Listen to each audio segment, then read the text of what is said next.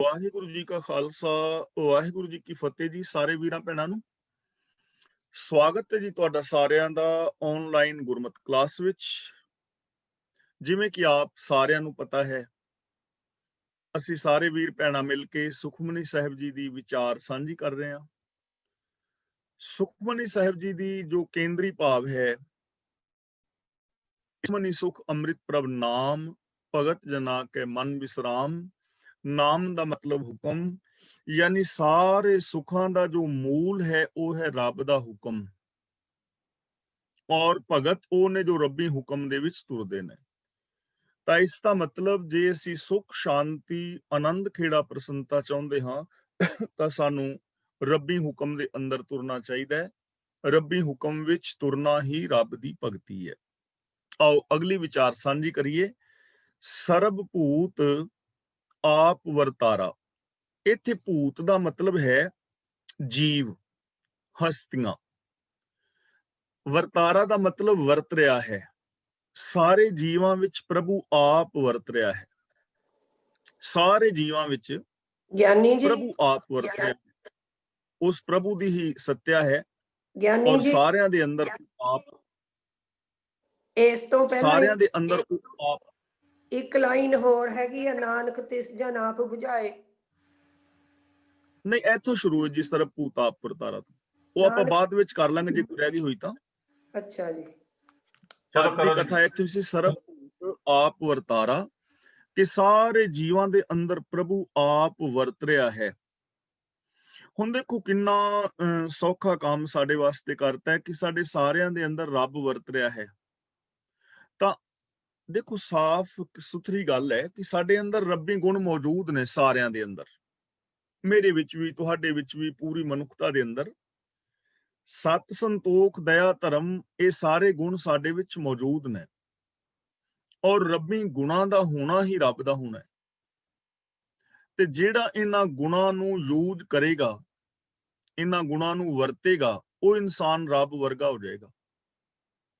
ਸਰਬ ਭੂਤ ਆਪ ਵਰਤਾਰਾ, ਸਭ ਜੀਵਾਂ ਵਿੱਚ ਆਪ ਵਰਤ ਰਿਹਾ ਹੈ, ਉਹ ਵੱਖਰਾ ਨਹੀਂ ਹੈ।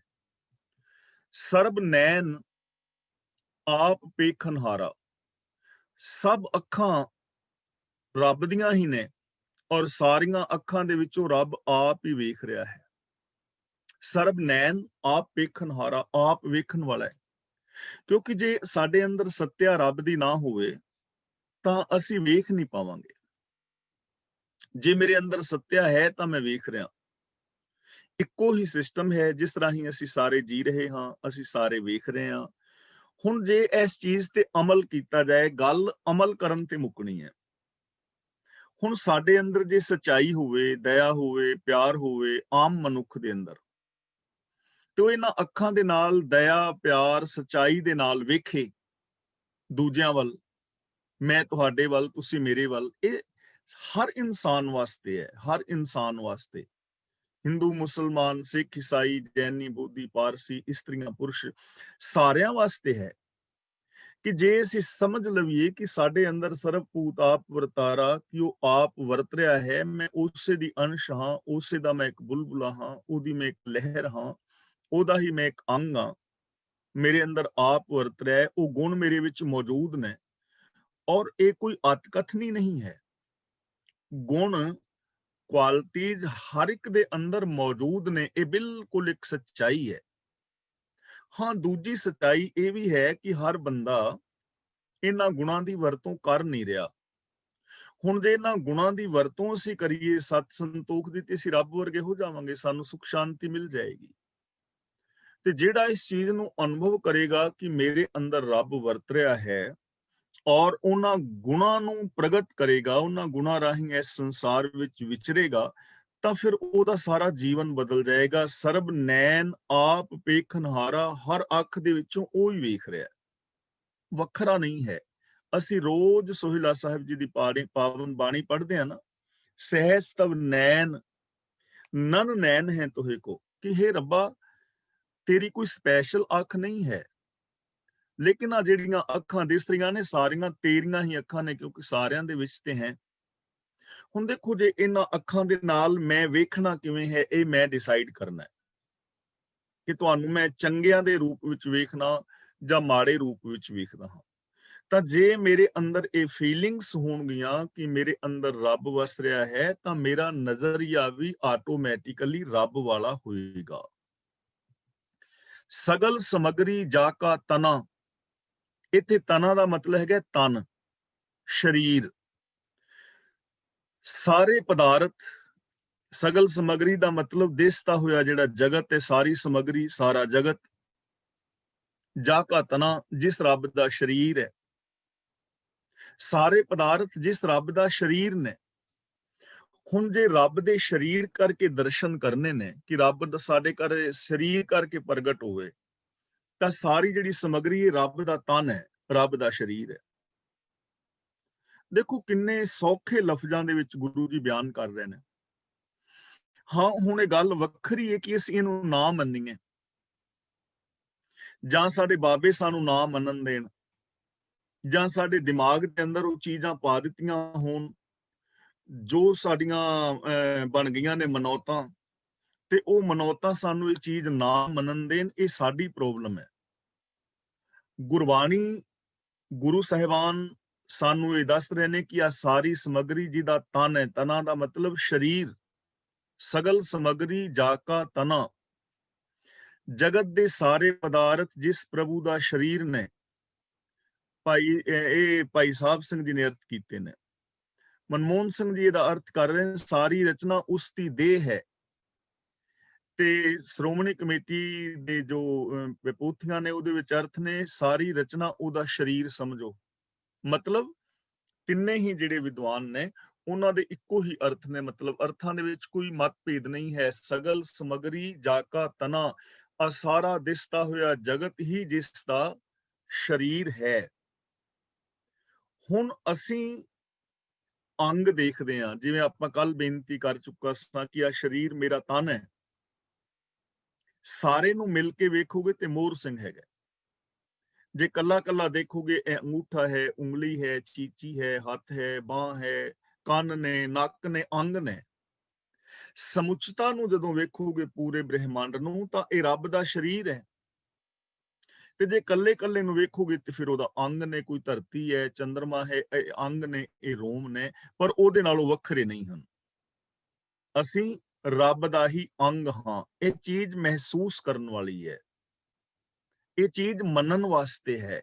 ਇਹਦਾ ਲਾਭ ਤਾਂ ਹੋਏਗਾ ਜੇ ਇਸ ਸੰਸਾਰ ਨੂੰ ਰੱਬ ਦਾ ਤਨ ਮੰਨੀਏ, ਤੇ ਜਿਸ ਰੱਬ ਦੇ ਨਾਲ ਤੁਹਾਡਾ ਪਿਆਰ ਹੋਏਗਾ ਕਿ ਉਸ ਰੱਬ ਦੀਆਂ ਤੁਸੀਂ ਉਂਗਲੀਆਂ ਤੋੜੋਗੇ, ਉਹਦੀਆਂ ਬਾਹਾਂ ਵੱਢੋਗੇ। ਇਹ ਤਾਂ ਨਹੀਂ ਨਾ ਕੋਈ ਸਾਡਾ ਪਿਆਰਾ ਹੋਏ ਤੇ ਅਸੀਂ ਆਖੀਏ ਚੱਲ ਮਿੱਤਰ ਦੇ ਨਾਲ ਸਾਡਾ ਪ੍ਰੇਮ ਹੈ, ਮਿੱਤਰ ਦੀਆਂ ਉਂਗਲੀਆਂ ਨਾਲ ਪਿਆਰ ਥੋੜਾ, ਇਹਦੀਆਂ ਉਂਗਲੀਆਂ ਵੱਢ ਦਿੰਨੇ ਆ, ਇਹਦੀ ਇੱਕ ਲੱਤ ਵੱਢ ਦਿੰਨੇ ਆ।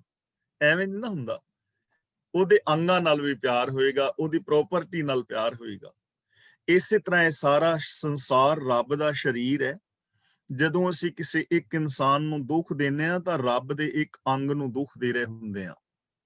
ਸਾਡੇ ਦਿਮਾਗ ਵਿੱਚ ਇਹ ਚੀਜ਼ਾਂ ਬਹਿਣਗੀਆਂ, ਪੂਰੀ ਦੁਨੀਆ, ਪੂਰੀ ਮਨੁੱਖਤਾ ਦੇ, ਫਿਰ ਕੋਈ ਕਿਸੇ ਨੂੰ ਦੁੱਖ ਨਹੀਂ ਦੇਵੇਗਾ। ਇਹ ਚੀਜ਼ਾਂ ਪ੍ਰਚਾਰਨ ਦੀ ਲੋੜ ਹੈ, ਇਹ ਚੀਜ਼ਾਂ ਪ੍ਰਸਾਰਨ ਦੀ ਲੋੜ ਹੈ। ਇਹਨਾਂ ਚੀਜ਼ਾਂ ਨੂੰ ਪਹਿਲਾਂ ਆਪ ਸਮਝਣ ਔਰ ਮੰਨਣ ਦੀ ਜ਼ਰੂਰਤ ਹੈ। ਇਹਨਾਂ ਚੀਜ਼ਾਂ ਦੇ ਉੱਤੇ ਅਮਲ ਕਰਨ ਦੀ ਲੋੜ ਹੈ। ਸਾਡੇ ਦਿਮਾਗ ਵਿੱਚ ਚੀਜ਼ਾਂ ਚੰਗੀ ਤਰ੍ਹਾਂ ਬਹਿ ਜਾਣ, ਸਮਝ ਵਿੱਚ ਆ ਜਾਣ, ਸਾਡੀ ਕਾਮਨ ਸੈਂਸ ਵਿੱਚ ਆ ਜਾਣ, ਸਾਡੀ ਸੁਰਤ ਵਿੱਚ ਆ ਜਾਣ, ਫਿਰ ਅਸੀਂ ਇਹਨਾਂ ਨੂੰ ਵਿਹਾਰ ਦੇ ਵਿੱਚ ਲਿਆਈਏ ਔਰ ਲੋਕਾਂ ਨੂੰ ਫਿਰ ਦੱਸੀਏ, ਅੱਗੇ ਅੱਗੇ ਦੱਸੀਏ, ਅੱਗੇ ਤੱਕ ਇਹ ਚੀਜ਼ ਫੈਲੇ। ਹਰ ਇਨਸਾਨ ਤੱਕ ਜਦੋਂ ਤੱਕ ਇਹ ਸੋਚ ਨਹੀਂ ਨਾ ਪਹੁੰਚਦੀ, ਉਦੋਂ ਤੱਕ ਸਮਾਜ ਅੰਦਰ ਪੂਰਨ ਤੌਰ ਤੇ ਸੁਖ ਸ਼ਾਂਤੀ ਜਾਂ ਵਿਸ਼ਵ ਸ਼ਾਂਤੀ ਨਹੀਂ ਵਰਤ ਸਕਦੀ। ਜਿਵੇਂ ਆਮ ਘਰਾਂ ਦੀ ਗੱਲ ਹੈ ਨਾ, ਪਰਿਵਾਰ ਦੇ ਵਿੱਚ ਇੱਕ ਅੱਧਾ ਜੀ ਸਾਰੇ ਪਰਿਵਾਰ ਨੂੰ ਡਿਸਟਰਬ ਕਰ ਦਿੰਦਾ ਹੈ। ਰਿਸ਼ਤੇਦਾਰਾਂ ਦੇ ਵਿੱਚ ਇੱਕ ਅੱਧਾ ਭੈੜਾ ਬੰਦਾ ਸਾਰੇ ਰਿਸ਼ਤੇਦਾਰਾਂ ਨੂੰ ਖੁਲਾਰ ਪੁਲਾਰ ਦਿੰਦਾ ਹੈ। ਇਸੇ ਤਰ੍ਹਾਂ ਇਸ ਸੰਸਾਰ ਦੇ ਅੰਦਰ ਜਦੋਂ ਮਾੜੇ ਬੰਦੇ ਆ ਜਾਂਦੇ ਨੇ, ਤਾਂ ਉਹ ਅਨਿਸ਼ਚਿਤਤਾ ਪੈਦਾ ਕਰਦੇ ਨੇ। ਸਗਲ ਸਮਗਰੀ ਜਾ ਕਾ ਤਨਾ, ਸਾਰਾ ਦਿਸਤਾ ਜਗਤ ਜਿਹਦਾ ਸਰੀਰ ਹੈ। ਆਪਨ ਜਸ ਆਪ ਹੀ ਸੁਣਾ, ਸਾਰਿਆਂ ਦੇ ਵਿੱਚ ਉਹ ਵਿਆਪਕ ਹੈ, ਇਸ ਲਈ ਆਪਣੀ ਮਹਿਮਾ ਉਹ ਆਪ ਹੀ ਸੁਣ ਰਿਹਾ ਹੈ। ਇਹ ਨਹੀਂ ਕਿ ਵੱਖਰਾ ਬੈਠਾ ਹੋਇਆ ਕਿਤੇ ਸੁਣ ਰਿਹਾ। ਜਦੋਂ ਤੁਸੀਂ ਮਹਿਮਾ ਕਰਦੇ ਹੋ ਨਾ ਰੱਬ ਦੀ, ਤਾਂ ਤੁਹਾਡੇ ਅੰਦਰ ਆਪ ਹੀ ਸੁਣ ਰਿਹਾ ਹੈ। ਜੇ ਤੁਸੀਂ ਕਿਸੇ ਨੂੰ ਸੁਣਾ ਰਹੇ ਹੋ ਤਾਂ ਉਹ ਆਪ ਹੀ ਸੁਣ ਰਿਹਾ ਹੈ, ਕਿਉਂਕਿ ਹੈ ਹੀ ਸਾਰੇ ਰੱਬ ਦਾ ਅੰਗ ਨੇ ਨਾ। ਤੁਸੀਂ ਵੀ, ਮੈਂ ਵੀ ਉਹਦੇ ਅਸੀਂ ਅੰਗ ਆ ਨਾ। ਉਹੀ ਨਾ ਸਭ ਦੇ ਅੰਦਰ ਇੱਕੋ ਹੀ ਚੀਜ਼ ਫੈਲੀ ਹੋਈ ਨਾ, ਇੱਕ ਓਂਕਾਰ ਦੇ ਅੰਦਰ ਅਸੀਂ ਚੀਜ਼ਾਂ ਸਮਝ ਆਏ ਹਾਂ ਕਿ ਇੱਕ ਹੀ ਫੈਲਿਆ ਹੋਇਆ ਹੈ, ਸਰਬ ਵਿਆਪਕ ਹੈ। ਤਾਂ ਜਦੋਂ ਅਸੀਂ ਚੀਜ਼ ਸਮਝਾਂਗੇ ਨਾ, ਇਹਦੇ ਤੇ ਅਮਲ ਕਰਾਂਗੇ ਕਿ ਆਪਨ ਜਸ ਆਪ ਹੀ ਸੁਣਾ, ਤਾਂ ਫਿਰ ਅਸੀਂ ਵਡਿਆਈ ਕਰਾਂਗੇ, ਸਾਡੇ ਅੰਦਰ ਸਕਾਰਾਤਮਕ ਸੋਚ ਆਏਗੀ। ਸਾਹਮਣੇ ਵਾਲਾ ਜਿਹੜਾ ਬੰਦਾ ਹੈ, ਫਿਰ ਅਸੀਂ ਉਹਦੇ ਅੰਦਰ ਵੀ ਸ਼ੁਭ ਗੁਣ ਵੇਖਾਂਗੇ, ਉਹਦੇ ਸ਼ੁਭ ਗੁਣਾਂ ਦੀ ਤਾਰੀਫ ਕਰਾਂਗੇ, ਆਪਣੇ ਅੰਦਰਲੇ ਸ਼ੁਭ ਗੁਣਾਂ ਦੀ ਤਾਰੀਫ ਕਰਾਂਗੇ, ਆਪਣੇ ਅੰਦਰੋਂ ਸ਼ੁਭ ਗੁਣਾਂ ਨੂੰ ਪ੍ਰਗਟ ਕਰਾਂਗੇ। ਸਮਝ ਪਵੇਗੀ ਕਿ ਆਪ ਹੀ ਉਹ ਸੁਣ ਰਿਹਾ ਹੈ, ਸਰਬ ਵਿਆਪਕ ਹੈ ਉਹ। ਤੇ ਜਦੋਂ ਅਸੀਂ ਇਹ ਚੀਜ਼ ਸਮਝ ਲਵਾਂਗੇ ਨਾ ਕਿ ਸੁਣ ਰਿਹਾ ਹੈ, ਰੱਬ ਸੁਣ ਰਿਹਾ ਹੈ, ਸਪੋਜ਼ ਕਿ ਮੇਰੇ ਅੰਦਰ ਹੁਣ ਇਹ ਭਾਵਨਾ ਹੋਵੇ ਕਿ ਜੋ ਮੇਰੇ ਸਾਹਮਣੇ ਮੇਰੀਆਂ ਭੈਣਾਂ, ਮੇਰੇ ਵੀਰ ਬੈਠੇ ਨੇ, ਇਹਨਾਂ ਦੇ ਅੰਦਰ ਬੈਠਾ ਰੱਬ ਸੁਣ ਰਿਹਾ ਹੈ, ਤਾਂ ਫਿਰ ਮੈਂ ਕੈਸੇ ਬੋਲ ਬੋਲਾਂਗਾ? ਪਿਆਰ ਵਾਲੇ, ਸਤਿਕਾਰ ਵਾਲੇ, ਉਹ ਬੋਲ ਜੋ ਬੋਲ ਤੁਹਾਨੂੰ ਮੈਨੂੰ ਸ਼ਾਂਤੀ ਦੇਣਗੇ, ਉਹ ਬੋਲ ਜੋ ਰੱਬ ਨੂੰ ਪ੍ਰਵਾਨ ਹੋਣਗੇ। ਹੁਣ ਅਸੀਂ ਇਹ ਚੀਜ਼ਾਂ ਜਿਹੜੇ ਨੇ ਨਾ, ਆਮ ਜੋ ਧਾਰਮਿਕ ਲੋਕ ਨੇ, ਜਿਨ੍ਹਾਂ ਵਿੱਚ ਮੈਂ ਖੁਦ ਵੀ ਸ਼ਾਮਲ ਹਾਂ, ਅਸੀਂ ਇਹ ਚੀਜ਼ਾਂ ਬੋਲਦੇ ਰੋਜ਼ ਹਾਂ, ਸੁਣਦੇ ਹਾਂ, ਪੜ੍ਹਦੇ ਹਾਂ। ਸੁਖਮਨੀ ਸਾਹਿਬ ਜੀ ਦੇ ਕਿੰਨੇ ਪਾਠ ਗੁਰਦੁਆਰੇ ਸਾਹਿਬਾਨ ਵਿੱਚ ਹੋ ਰਹੇ ਨੇ, ਪਰ ਪ੍ਰੋਬਲਮ ਇੱਥੇ ਹੈ ਕਿ ਅਸੀਂ ਅਮਲ ਨਹੀਂ ਕਰ ਪਾ ਰਹੇ। ਮਨੌਤਾਂ ਸਾਡੀਆਂ ਹੋਰ ਨੇ, ਪਰ ਅਸੀਂ ਕੁਝ ਹੋਰ ਰਹੇ ਹਾਂ। ਇਸ ਲਈ ਜੋ ਸਾਡੀਆਂ ਪਹਿਲੀਆਂ ਮਨੌਤਾਂ ਨੇ ਨਾ ਗਲਤ, ਉਹਨਾਂ ਗਲਤ ਮਨੌਤਾਂ ਨੂੰ ਡਿਲੀਟ ਕਰਨ ਦੀ ਲੋੜ ਹੈ। ਔਰ ਇਹ ਸਾਰਾ ਕੁਝ ਨਵਾਂ ਸਾਡੇ ਅੰਦਰ, ਇਹ ਨਵਾਂ ਸੌਫਟਵੇਅਰ ਇੰਸਟਾਲ ਹੋਣਾ ਚਾਹੀਦਾ ਹੈ। ਗੁਰੂ ਦੀ ਜੋ ਸੋਚ ਹੈ, ਇਹ ਚੀਜ਼ਾਂ ਸਾਡੇ ਅੰਦਰ ਡਾਊਨਲੋਡ ਹੋਣੀਆਂ ਚਾਹੀਦੀਆਂ ਨੇ, ਪਹਿਲੀਆਂ ਡਿਲੀਟ ਹੋ ਜਾਣ। ਆਵਨ ਜਾਨ ਇੱਕ ਖੇਲ ਬਣਾਇਆ। ਆਵਨ ਦਾ ਮਤਲਬ ਆਉਣਾ, ਜਾਵਨ ਦਾ ਮਤਲਬ, ਜਾਨ ਦਾ ਮਤਲਬ ਜਾਣਾ, ਯਾਨੀ ਜੰਮਣਾ ਔਰ ਮਰ ਜਾਣਾ। ਬੰਦਾ ਜੰਮਦਾ ਹੈ, ਬੰਦਾ ਮਰ ਜਾਂਦਾ ਹੈ। ਗੁਰੂ ਜੀ ਕਹਿੰਦੇ ਨੇ ਰੱਬ ਨੇ ਖੇਲ ਬਣਾਇਆ ਹੋਇਆ ਹੈ, ਕਿਉਂਕਿ ਇਹ ਜਨਮ ਔਰ ਮਰਨ ਤੋਂ ਬਿਨਾਂ ਦੁਨੀਆ ਚੱਲ ਨਹੀਂ ਸਕਦੀ। ਜੇ ਇੱਥੇ ਹੋਏ ਨਾ ਸਿਰਫ ਕੱਲਾ ਜਨਮ, ਮੌਤ ਨਾ ਹੋਵੇ, ਹਰ ਰੋਜ਼ ਘਾਸ ਫੂਸ ਪੈਦਾ ਹੁੰਦਾ ਜਾਏ, ਖਤਮ ਨਾ ਹੋਵੇ, ਕੀੜੇ ਮਕੌੜੇ ਵਰਕਸ਼ ਆਦਿਕ ਪੈਦਾ ਹੁੰਦੇ ਜਾਣ, ਜੀਵ ਜੰਤੂ ਪਸ਼ੂ ਪੰਛੀ ਮਨੁੱਖ ਮਾਤਰ ਪੈਦਾ ਤੇ ਰੋਜ਼ ਹੋਈ ਜਾਣ, ਤੇ ਮਰੇ ਨਾ ਕੋਈ ਵੀ, ਤਾਂ ਕੀ ਆ ਦੁਨੀਆ ਚੱਲ ਸਕਦੀ ਹੈ? ਇਹ ਤੇ ਸਾਹ ਲੈਣ ਲਈ ਵੀ ਥਾਂ ਨਹੀਂ ਬਚਣਾ, ਬਹਿਣਾ ਖਲੋਣਾ ਤਾਂ ਦੂਰ ਦੀ ਗੱਲ। ਤੇ ਜੇ ਕੇਵਲ ਮੌਤ ਹੋਵੇ, ਜਨਮ ਨਾ ਹੋਵੇ, ਨਵਾਂ ਕੋਈ ਪੇੜ ਨਾ ਪੈਦਾ ਹੋਏ, ਨਵਾਂ ਕੋਈ ਜੀਵ ਜੰਤ ਪਸ਼ੂ ਪੰਛੀ ਪੈਦਾ ਨਾ ਹੋਵੇ, ਨਵਾਂ ਕੋਈ ਮਨੁੱਖ ਪੈਦਾ ਨਾ ਹੋਏ, ਜਿਹੜੇ ਪਹਿਲੇ ਨੇ ਉਹ ਮਰਦੇ ਜਾਣ, ਬੇਸ਼ੱਕ ਇੱਕ ਇੱਕ ਕਰਕੇ ਹੀ ਮਰਨ, ਤਾਂ 10-20 ਸਾਲ ਬਾਅਦ ਆ ਦੁਨੀਆ ਖਤਮ ਹੋ ਜਾਏਗੀ, 100 ਸਾਲ ਬਾਅਦ ਹੋ ਜਾਏਗੀ।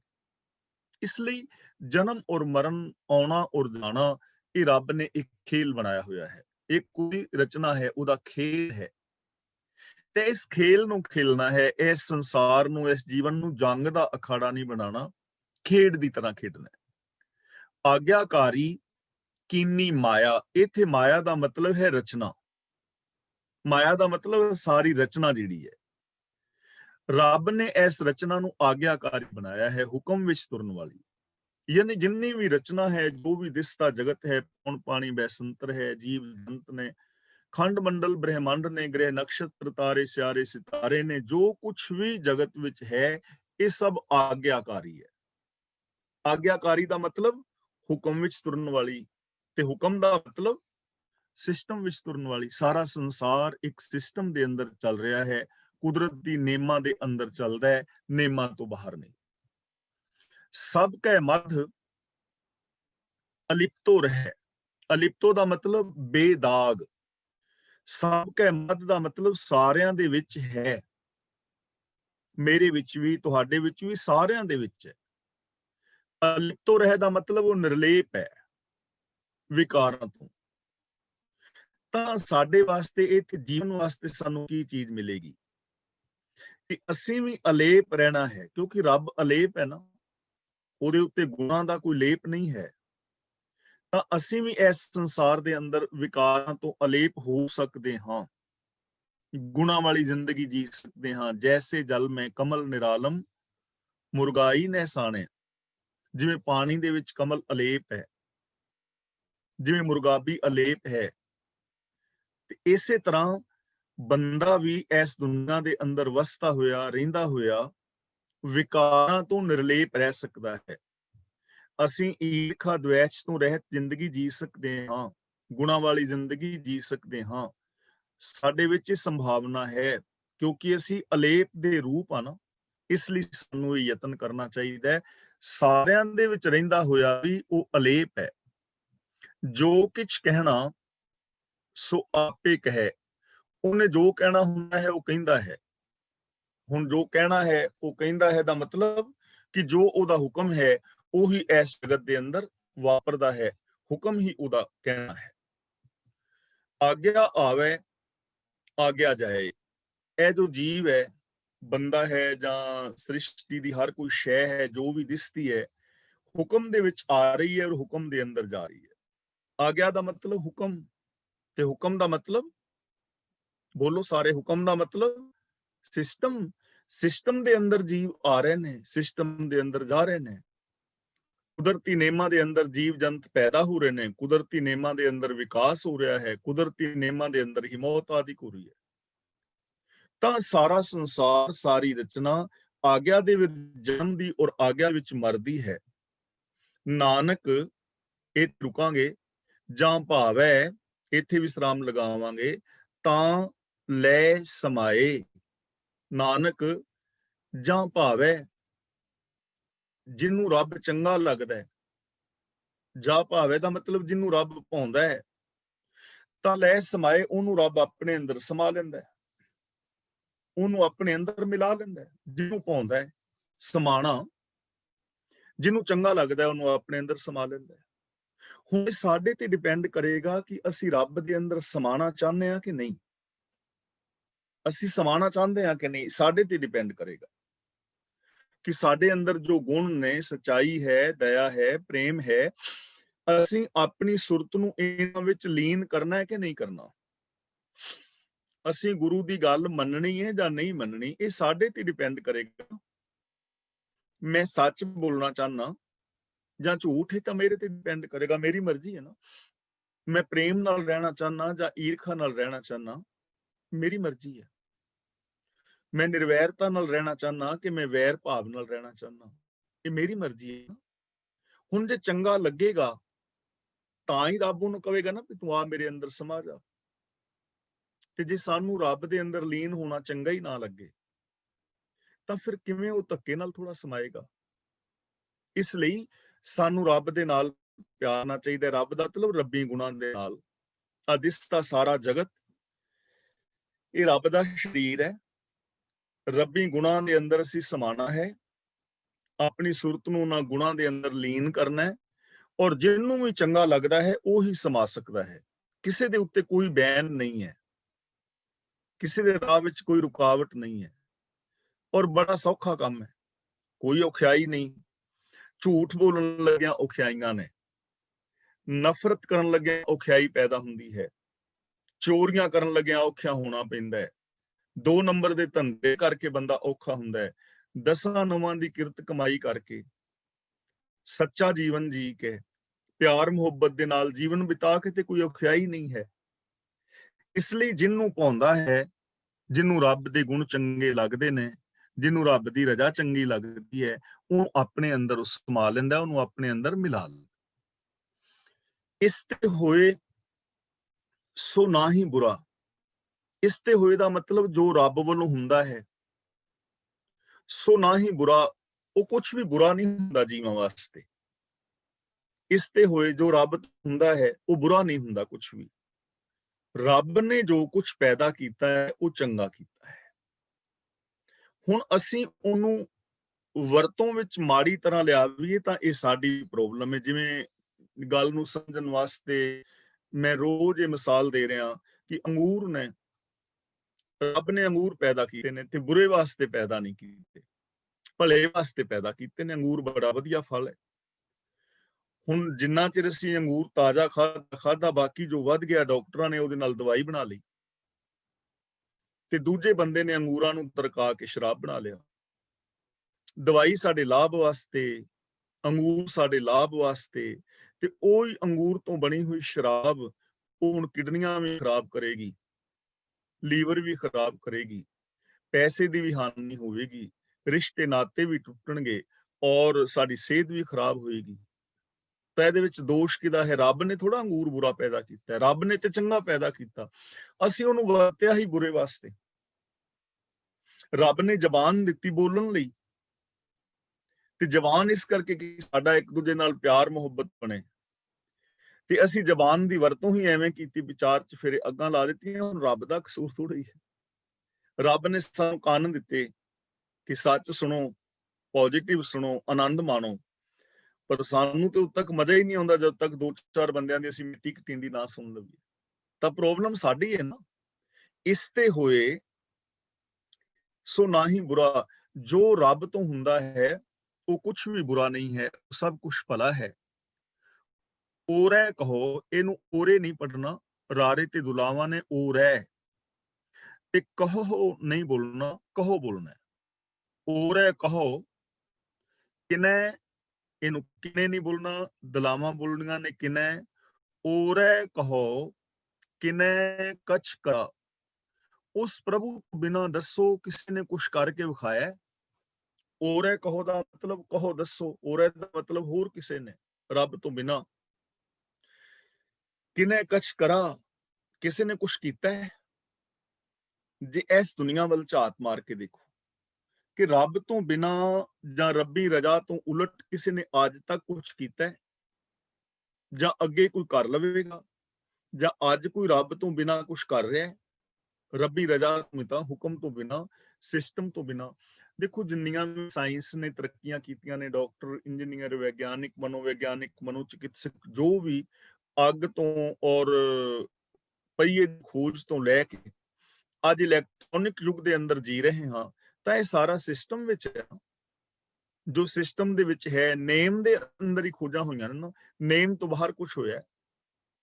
ਹਾਂ, ਨੇਮਾਂ ਤੋਂ ਬਾਹਰ ਅਸੀਂ ਧਾਰਮਿਕ ਲੋਕਾਂ ਨੇ ਕਹਾਣੀਆਂ ਘੜ ਲਈਆਂ ਨੇ ਕਿ ਕੋਈ ਰਿਸ਼ੀ ਸਮੁੰਦਰ ਪੀ ਗਿਆ ਤੇ ਉਹਨੇ ਪਿਸ਼ਾਬ ਕਰਕੇ ਸਮੁੰਦਰ ਕੱਢ ਦਿੱਤਾ। ਇਹ ਸਾਡੀਆਂ ਘੜੀਆਂ ਹੋਈਆਂ ਕਹਾਣੀਆਂ ਨੇ, ਕਰਾਮਾਤਾਂ ਦੀਆਂ ਕਹਾਣੀਆਂ ਸਾਡੀਆਂ ਨੇ, ਔਰ ਉਹ ਕਹਾਣੀਆਂ ਨੇ। ਹੁਕਮ ਤੋਂ ਬਾਹਰ ਕੁਝ ਨਹੀਂ ਹੁੰਦਾ ਹੈ। ਹਾਂ, ਇਹ ਸਾਡੀ ਪ੍ਰੋਬਲਮ ਹੈ ਕਿ ਅਸੀਂ ਮੰਨ ਲਿਆ ਹੈ ਕਿ ਫਲਾਂ ਬਾਬੇ ਨੇ ਵਰ ਦਿੱਤਾ ਤੇ ਉਹਨਾਂ ਦੇ ਘਰ ਮੁੰਡਾ ਹੋ ਗਿਆ, ਸੇਬ ਨਾਲ ਮੁੰਡਾ ਹੋ ਗਿਆ ਤੇ ਕਿਸੇ ਵੱਲ ਸੰਤਰਿਆਂ ਤੋਂ ਹੋ ਗਿਆ। ਇਹ ਘੜੀਆਂ ਹੋਈਆਂ ਕਹਾਣੀਆਂ ਨੇ, ਹੁੰਦਾ ਨਹੀਂ ਐਸਾ। ਜੇ ਐਵੇਂ ਹੁੰਦਾ ਤੇ ਸੇਬਾਂ ਦੇ ਪੇਡਾਂ ਦੇ ਨਾਲ, ਬਾਬਿਆਂ ਦੇ ਪੇਡਾਂ ਨਾਲ ਤੇ ਮੁੰਡੇ ਹੀ ਲੱਗੇ ਹੋਣੇ ਸਨ, ਟਿਕਦੇ ਹੋਣੇ ਸਨ ਮੁੰਡੇ ਵੀ, ਜਿੰਨੇ ਮਰਜ਼ੀ ਤੋੜ ਲਿਓ। ਐਵੇਂ ਨਹੀਂ ਹੁੰਦਾ ਕੁਝ ਵੀ। ਓਰੈ ਕਹੋ ਕਿਨੈ ਕਛ ਕਰਾ, ਗੁਰੂ ਜੀ ਕਹਿੰਦੇ ਨੇ ਹੋਰ ਦੱਸੋ ਰੱਬੀ ਹੁਕਮ ਤੋਂ ਬਾਹਰ ਕਿਸੇ ਨੇ ਕੁਝ ਕੀਤਾ ਹੈ, ਜਾਂ ਕੋਈ ਕਰ ਰਿਹਾ ਹੈ, ਜਾਂ ਕੋਈ ਕਰ ਸਕਦਾ ਹੈ? ਨਹੀਂ ਕਰ ਸਕਦਾ। ਅਗਲਾ ਬਚਨ ਕਰਦੇ ਨੇ, ਆਪ ਭਲਾ ਕਰਤੂਤ ਅਤ ਨੀਕੀ। ਨੀਕੀ ਦਾ ਮਤਲਬ ਨੀਵਾਂ ਵੀ ਛੋਟਾ ਵੀ ਹੁੰਦਾ, ਜਿਵੇਂ ਨੀਕੀ ਕੀਰੀ ਮਹਿਕਲ ਰੱਖ ਹੈ, ਪਰ ਇੱਥੇ ਨੀਕੀ ਦਾ ਮਤਲਬ ਹੈ ਸੁੰਦਰ, ਚੰਗੀ। ਜੇ ਪ੍ਰਸਾਦ ਤੇਰੀ ਨੀਕੀ ਜਾਤ, ਉੱਥੇ ਨੀਕੀ ਦਾ ਮਤਲਬ ਹੈ ਚੰਗੀ, ਇੱਥੇ ਵੀ ਨੀਕੀ ਦਾ ਮਤਲਬ ਚੰਗੀ। ਤੇ ਕਰਤੂਤ ਦਾ ਮਤਲਬ ਹੈ ਕੰਮ ਕਰਨੀ, ਕਰਤੂਤ ਦਾ ਮਤਲਬ ਕੰਮ ਕਰਨੀ। ਆਪ ਭਲਾ, ਰੱਬ ਆਪ ਵੀ ਚੰਗਾ ਹੈ। ਕਰਤੂਤ ਅਤਨੀਕੀ, ਤੇ ਉਹਦੀ ਜੋ ਕਰਨੀ ਹੈ ਉਹ ਵੀ ਅਤਿਅੰਤ ਚੰਗੀ ਹੈ, ਕਿਉਂਕਿ ਚੰਗੇ ਤੋਂ ਮਾੜਾ ਕੰਮ ਹੁੰਦਾ ਹੀ ਨਹੀਂ ਨਾ। ਚੰਗਾ ਬੰਦਾ ਮਾੜਾ ਕੰਮ ਕਰੇਗਾ ਹੀ ਨਹੀਂ, ਉਹ ਚੰਗਾ ਹੀ ਕਾਹਦਾ ਹੋਇਆ ਜੇ ਉੱਤੋਂ ਕੋਈ ਬੁਰਾਈ ਹੋਣੀ ਹੈ। ਤਾਂ ਰੱਬ ਆਪ ਭਲਾ ਹੈ ਤੇ ਉਹਦੀ ਕਰਨੀ ਬੜੀ ਚੰਗੀ ਹੈ। ਹੁਣ ਦੇਖੋ, ਜਿਹੜਾ ਰੱਬ ਦੇ ਵਿੱਚ ਜੁੜ ਜਾਏਗਾ ਉਹ ਵੀ ਭਲਾ ਹੋ ਜਾਏਗਾ। ਜੇ ਹੁਣ ਸਾਨੂੰ ਇਸ ਚੀਜ਼ ਦੀ ਸਮਝ ਆ ਜਾਏ ਨਾ ਕਿ ਮੈਂ ਰੱਬ ਦਾ ਇੱਕ ਅੰਗ ਹਾਂ, ਮੇਰੇ ਅੰਦਰ ਰੱਬ ਹੈ, ਤਾਂ ਹਕੀਕਤ ਹੈ ਕਿ ਮੇਰੇ ਅੰਦਰ ਚੰਗਿਆਈਆਂ ਮੌਜੂਦ ਨੇ, ਗੁਣ ਮੌਜੂਦ ਨੇ। ਬਸ ਮੈਂ ਉਹਨਾਂ ਗੁਣਾਂ ਨੂੰ ਪ੍ਰਗਟ ਕਰਨਾ ਹੈ, ਯੂਜ਼ ਕਰਨਾ ਹੈ, ਮੇਰੀਆਂ ਕਰਤੂਤਾਂ ਚੰਗੀਆਂ ਹੋ ਜਾਣਗੀਆਂ। ਕਰਤੂਤ ਦਾ ਮਤਲਬ ਕਰਨੀ ਚੰਗੀ ਹੋ ਜਾਏਗੀ, ਕੰਮ ਚੰਗੇ ਹੋ ਜਾਣਗੇ। ਰੱਬ ਆਪ ਚੰਗਾ ਹੈ, ਉਹਦੀ ਕਰਨੀ ਬੜੀ ਚੰਗੀ ਹੈ। ਆਪੇ ਜਾਣੈ, ਜਾਣੇ ਨਹੀਂ ਪੜਨਾ, ਜਾਣੈ, ਆਪੇ ਜਾਣੈ ਆਪਣੇ ਜੀ ਕੀ। ਜੀ ਦਾ ਮਤਲਬ ਦਿਲ, ਉਹਦੇ ਮਨ ਵਿੱਚ ਕੀ ਹੈ, ਉਹ ਆਪਣੇ ਦਿਲ ਦੀ ਆਪ ਜਾਣਦਾ ਹੈ। ਭਾਵ ਕਿ ਉਹਦਾ ਭੇਤ ਨਹੀਂ ਪਾਇਆ ਜਾਂਦਾ, ਉਹਦਾ ਅੰਤ ਨਹੀਂ ਪਾਇਆ ਜਾਂਦਾ। ਉਹ ਆਪਣੇ ਬਾਰੇ, ਆਪਣੀ ਸਮਗਰਤਾ ਬਾਰੇ ਆਪ ਜਾਣਦਾ ਹੈ ਕਿ ਇਹ ਵਿਸ਼ਵ ਕਿੱਡਾ ਵੱਡਾ ਹੈ, ਇਹਦੇ ਅੰਦਰ ਕੀ ਕੁਝ ਹੈ, ਕਿੰਨੀਆਂ ਇੱਥੇ ਆਕਾਸ਼ ਗੰਗਾਵਾਂ ਨੇ, ਕਿੱਥੋਂ ਤੱਕ ਇਹ ਸੰਸਾਰ ਫੈਲਿਆ ਹੈ, ਕਿੰਨੇ ਜੀਵ ਜੰਤ ਨੇ, ਕੀ ਇਹ ਸਾਰਾ ਸਿਸਟਮ ਹੈ, ਇਹਦਾ ਅੰਤ ਨਹੀਂ ਪਾਇਆ ਜਾਂਦਾ। ਇਹਦੇ ਬਾਰੇ ਉਹ ਆਪ ਜਾਣਦਾ ਹੈ। ਸੁਣ ਵੱਡਾ ਆਖੇ ਸਭ ਕੋਏ, ਕੇਵਡ ਵੱਡਾ ਡੀਠਾ ਹੋਏ। ਸੁਣ ਸੁਣ ਕੇ ਸਾਰੇ ਕਹਿੰਦੇ ਨੇ ਵੱਡਾ ਹੈ, ਵੱਡਾ ਹੈ ਵੱਡਾ, ਪਰ ਕੇਵਡ ਵੱਡਾ ਕਿੱਡਾ ਵੱਡਾ ਹੈ। ਡੀਠਾ ਹੋਏ ਕੋਈ ਤਾਂ ਦੱਸ ਸਕਦਾ ਜੇ ਉਹਨੇ ਵੇਖਿਆ ਹੋਵੇ, ਜੇ ਉਹਦੇ ਅੰਤ ਨੂੰ ਜਾਣਿਆ ਹੋਵੇ, ਤਾਂ ਉਹ ਆਪਣਾ ਭੇਤ ਆਪ ਜਾਣਦਾ ਹੈ। ਆਪ ਸਾਚ ਧਾਰੀ ਸਭ ਸਾਚ। ਸਾਚ ਦਾ ਮਤਲਬ ਸੱਚਾ, ਹੋਂਦ ਵਾਲਾ। ਧਾਰੀ ਦਾ ਮਤਲਬ ਧਾਰਨ ਕੀਤੀ ਹੋਈ। ਸਭ ਦਾ ਮਤਲਬ ਸਾਰੀ ਰਚਨਾ। ਉਹ ਖੁਦ ਸੱਚਾ ਹੈ ਤੇ ਉਹਦੀ ਹਰ ਵਸਤੂ ਜੋ ਉਹਨੇ ਟਿਕਾਈ ਹੋਈ ਹੈ ਸੱਚੀ ਹੈ, ਉਹਦੀ ਰਚਨਾ ਸੱਚੀ ਹੈ। ਆਪ ਹਸਤੀ ਵਾਲਾ ਹੈ ਤੇ ਸਾਰੀ ਰਚਨਾ ਜੋ ਉਹਦੇ ਆਸਰੇ ਹੈ ਉਹ ਸੱਚੀ ਹੈ, ਯਾਨੀ ਉਕਾਈ ਤੋਂ ਰਹਿਤ ਹੈ। ਸੱਚੀ ਦਾ ਮਤਲਬ ਉਹਦੇ ਵਿੱਚ ਕੋਈ ਉਕਾਈ ਨਹੀਂ ਹੈ, ਭਰਮ ਭੁਲੇਖਾ ਨਹੀਂ ਹੈ। ਅਸੀਂ ਕਈ ਵਾਰ ਕਹਿ ਦਿੰਦੇ ਹਾਂ ਨਾ ਕਿ ਆ ਸ਼ੈ ਉਹਨੇ ਸਾਨੂੰ ਕਹੀ ਸੀ, ਆ ਫੋਨ ਦਿੱਤਾ ਸੀ ਸੈਮਸੰਗ ਦਾ, ਪਰ ਉਹਨੇ ਇਹਦੀ ਬੋਡੀ ਚੇਂਜ ਕੀਤੀ ਹੋਈ ਹੈ, ਅੰਦਰ ਤੇ ਹੋਰ ਹੈ ਤੇ ਬਾਹਰ ਹੋਰ ਹੈ। ਪਰ ਰੱਬ ਦੀ ਰਚਨਾ ਐਵੇਂ ਨਹੀਂ ਹੈ, ਉਹਦੇ ਵਿੱਚ ਕੋਈ ਉਕਾਈ ਨਹੀਂ ਹੈ, ਉਹ ਸਾਰੀ ਸੱਚੀ ਹੈ। ਆਪ ਵੀ ਸੱਚਾ ਹੈ, ਉਕਾਈ ਤੋਂ ਰਹਿਤ ਹੈ। ਉਹਦੀ ਰਚਨਾ ਵੀ ਸੱਚੀ ਹੈ, ਉਕਾਈ ਤੋਂ ਰਹਿਤ ਹੈ।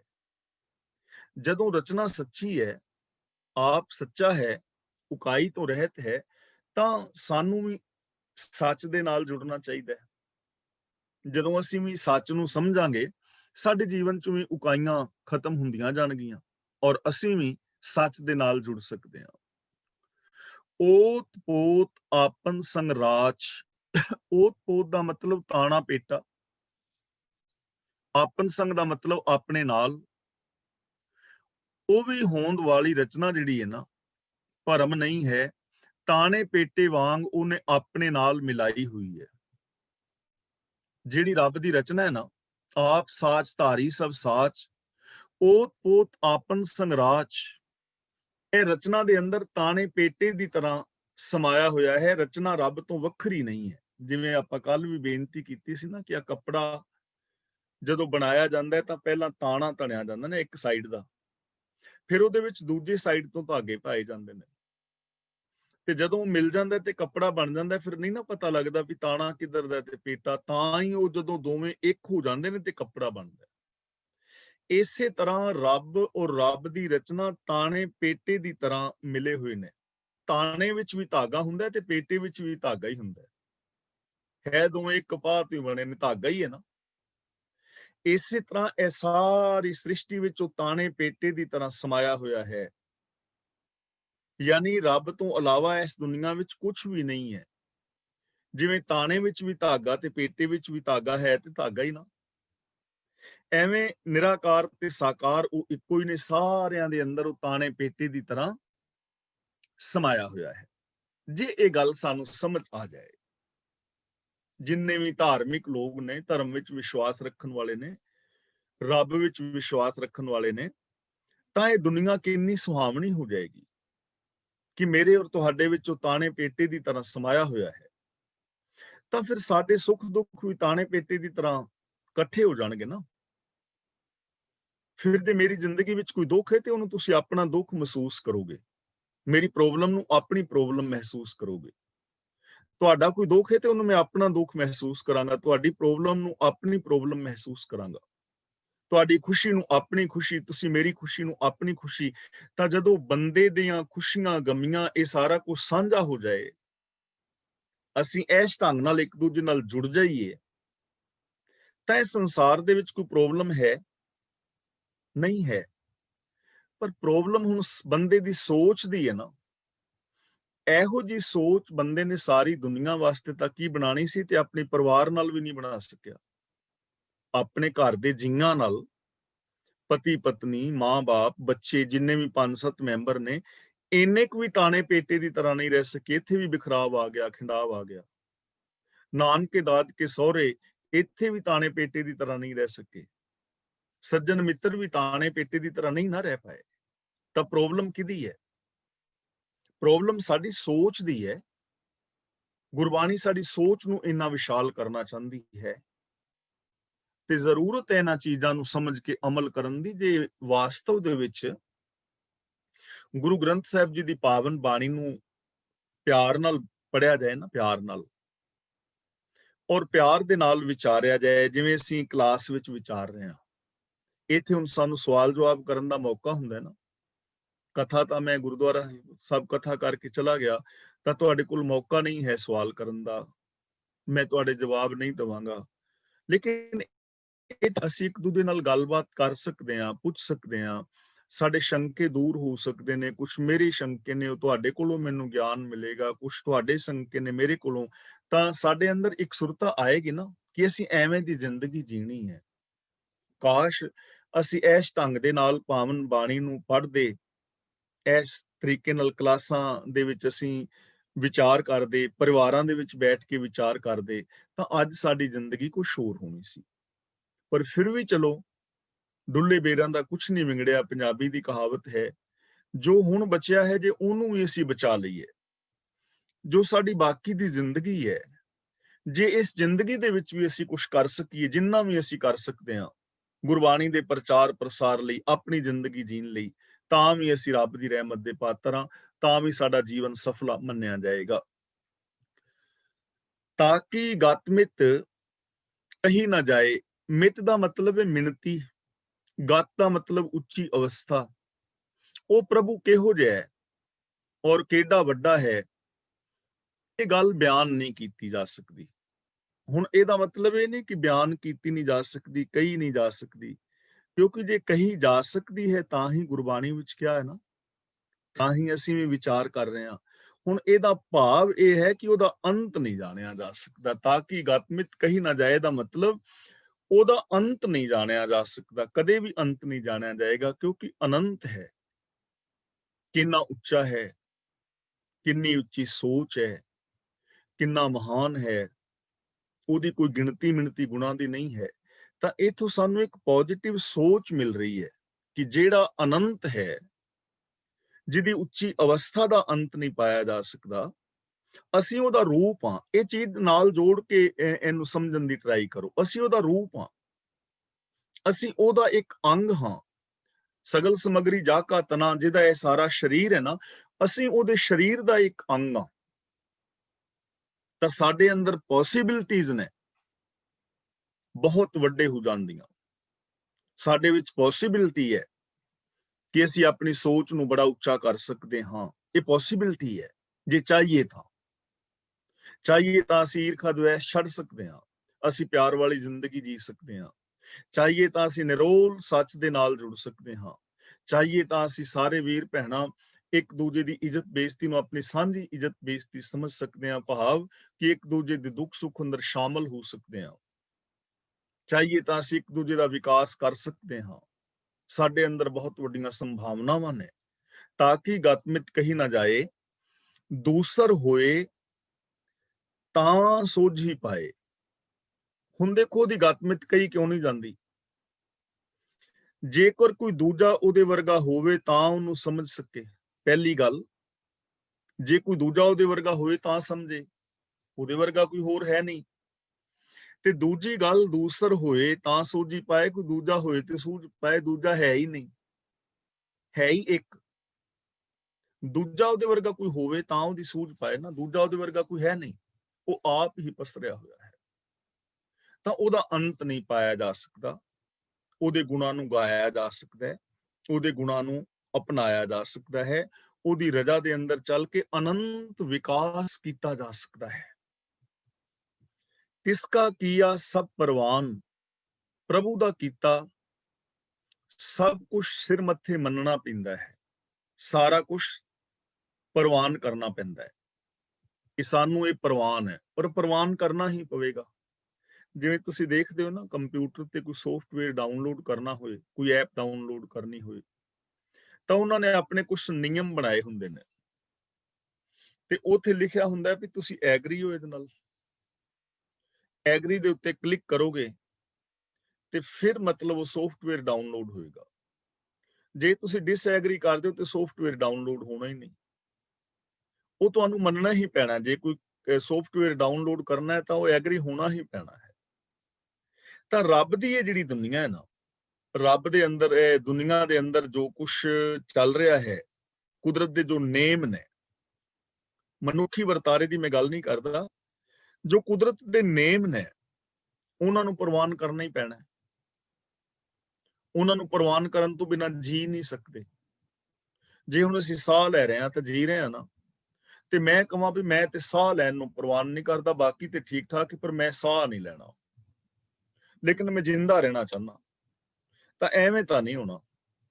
ਸਵਾਸ ਤਾਂ ਲੈਣਾ ਪੈਣਾ, ਭਾਵੇਂ ਕਿਸੇ ਵੀ ਸਾਧਨ ਦੇ ਨਾਲ ਆਕਸੀਜਨ ਤਾਂ ਅੰਦਰ ਜਾਏਗੀ ਤਾਂ ਹੀ ਹੈ ਨਾ। ਜੇ ਕੋਈ ਕਹੇ ਕਿ ਮੈਂ ਜਿੰਦਾ ਤੇ ਰਹਿਣਾ ਚਾਹੁੰਦਾ ਪਰ ਪਾਣੀ ਨਹੀਂ ਮੈਂ ਪੀਣਾ, ਕੋਈ ਲਿਕੁਇਡ ਚੀਜ਼, ਪਾਣੀ ਜਿਸ ਕਿਸੇ ਵੀ ਰੂਪ ਵਿੱਚ ਮੇਰੇ ਅੰਦਰ ਜਾਏ, ਮੈਂ ਉਹ ਨਹੀਂ, ਤਾਂ ਬੰਦਾ ਨਹੀਂ ਜੀ ਸਕੇਗਾ ਨਾ। ਇਸ ਲਈ ਪ੍ਰਵਾਨ ਕਰਨਾ ਹੀ ਪੈਣਾ ਹੈ, ਪਾਣੀ ਪੀਣਾ ਹੀ ਪੈਣਾ ਹੈ, ਸਾਹ ਲੈਣਾ ਹੀ ਪੈਣਾ ਹੈ, ਪ੍ਰਸ਼ਾਦਾ ਛਕਣਾ ਹੀ ਪੈਣਾ ਹੈ।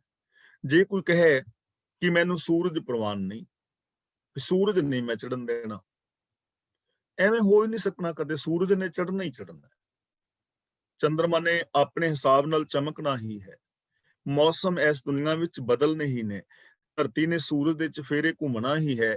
ਇਹ ਸਾਰਾ ਵਤੀਰਾ ਐਵੇਂ ਹੀ ਪ੍ਰਵਾਨ ਕਰਨਾ ਹੀ ਪੈਣਾ ਹੈ। ਤੇ ਜਿਹੜਾ ਪ੍ਰਵਾਨ ਕਰ ਲਵੇਗਾ ਉਹ ਸੁਖੀ ਔਰ ਸ਼ਾਂਤ ਹੈ, ਤੇ ਜਿਹੜਾ ਰੱਬੀ ਨੇਮਾਂ ਨੂੰ, ਕੁਦਰਤੀ ਨੇਮਾਂ ਨੂੰ ਪ੍ਰਵਾਨ ਨਹੀਂ ਕਰਦਾ, ਉਹ ਬੰਦਾ ਦੁਖੀ ਹੋਏਗਾ ਹੀ ਹੋਏਗਾ।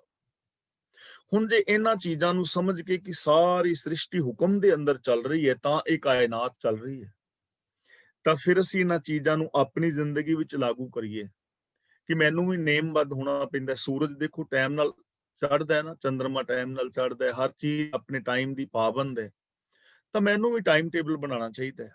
ਮੈਂ ਵੀ ਟਾਈਮ ਦਾ ਪਾਬੰਦ ਹੋਵਾਂ, ਮੈਂ ਵੀ ਨੇਮਾਂ ਦੀ ਪਾਲਣਾ ਕਰਾਂ, ਅੱਖਾਂ ਦੇ ਨਾਲ ਸਭ ਵਿੱਚ ਜੋਤ ਨੂੰ ਤੱਕਾਂ, ਜ਼ਬਾਨ ਨਾਲ ਪਿਆਰੇ ਮਿੱਠੇ ਬੋਲ ਬੋਲਾਂ, ਕੰਨਾਂ ਦੇ ਨਾਲ ਮੈਂ ਸੱਚ ਸੁਣਾ, ਹੱਥਾਂ ਦੇ ਨਾਲ ਮੈਂ ਚੰਗੀ ਕਿਰਤ ਕਰਾਂ, ਪੈਰਾਂ ਦੇ ਨਾਲ ਮੈਂ ਵੀ ਚੰਗੇ ਰਾਹਾਂ ਤੇ ਤੁਰਾਂ, ਮਨ ਕਰਕੇ ਮੈਂ ਵੀ ਚੰਗਾ ਸੋਚਾਂ। ਇਹਨੂੰ ਪ੍ਰਵਾਨ ਕਰ ਲਵਾਂ ਤਾਂ ਜ਼ਿੰਦਗੀ ਸੌਖੀ ਹੋ ਜਾਏਗੀ।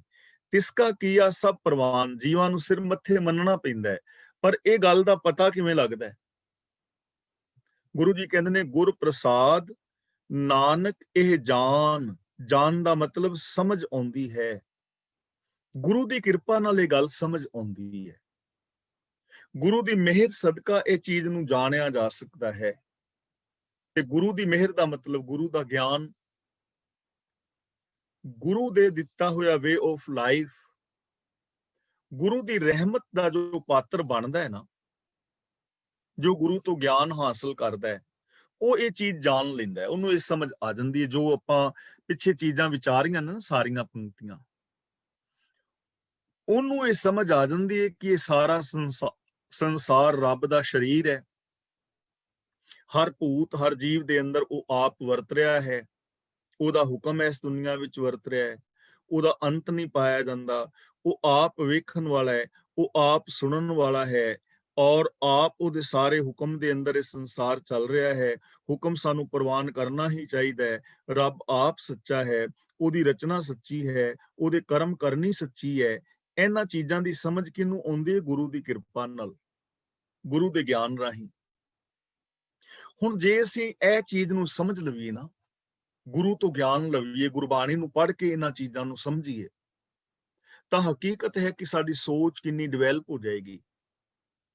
ਪਰ ਅਸੀਂ, ਜੋ ਸਾਡੀ ਪ੍ਰੋਬਲਮ ਹੈ ਆਮ ਬੰਦੇ ਦੀ, ਉਹ ਫਿਰ ਇੱਥੇ ਅੜ ਜਾਂਦਾ ਕਿ ਫਲਾਂ ਪ੍ਰਚਾਰਕ ਤੇ ਇੰਜ ਕਹਿੰਦਾ ਸੀ,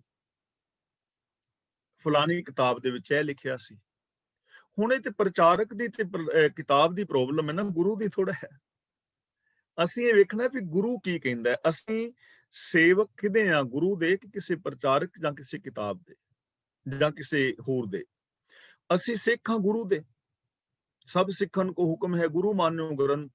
ਬਾਣੀ ਗੁਰੂ, ਗੁਰੂ ਹੈ ਬਾਣੀ, ਵਿੱਚ ਬਾਣੀ ਅੰਮ੍ਰਿਤ ਸਾਰੇ।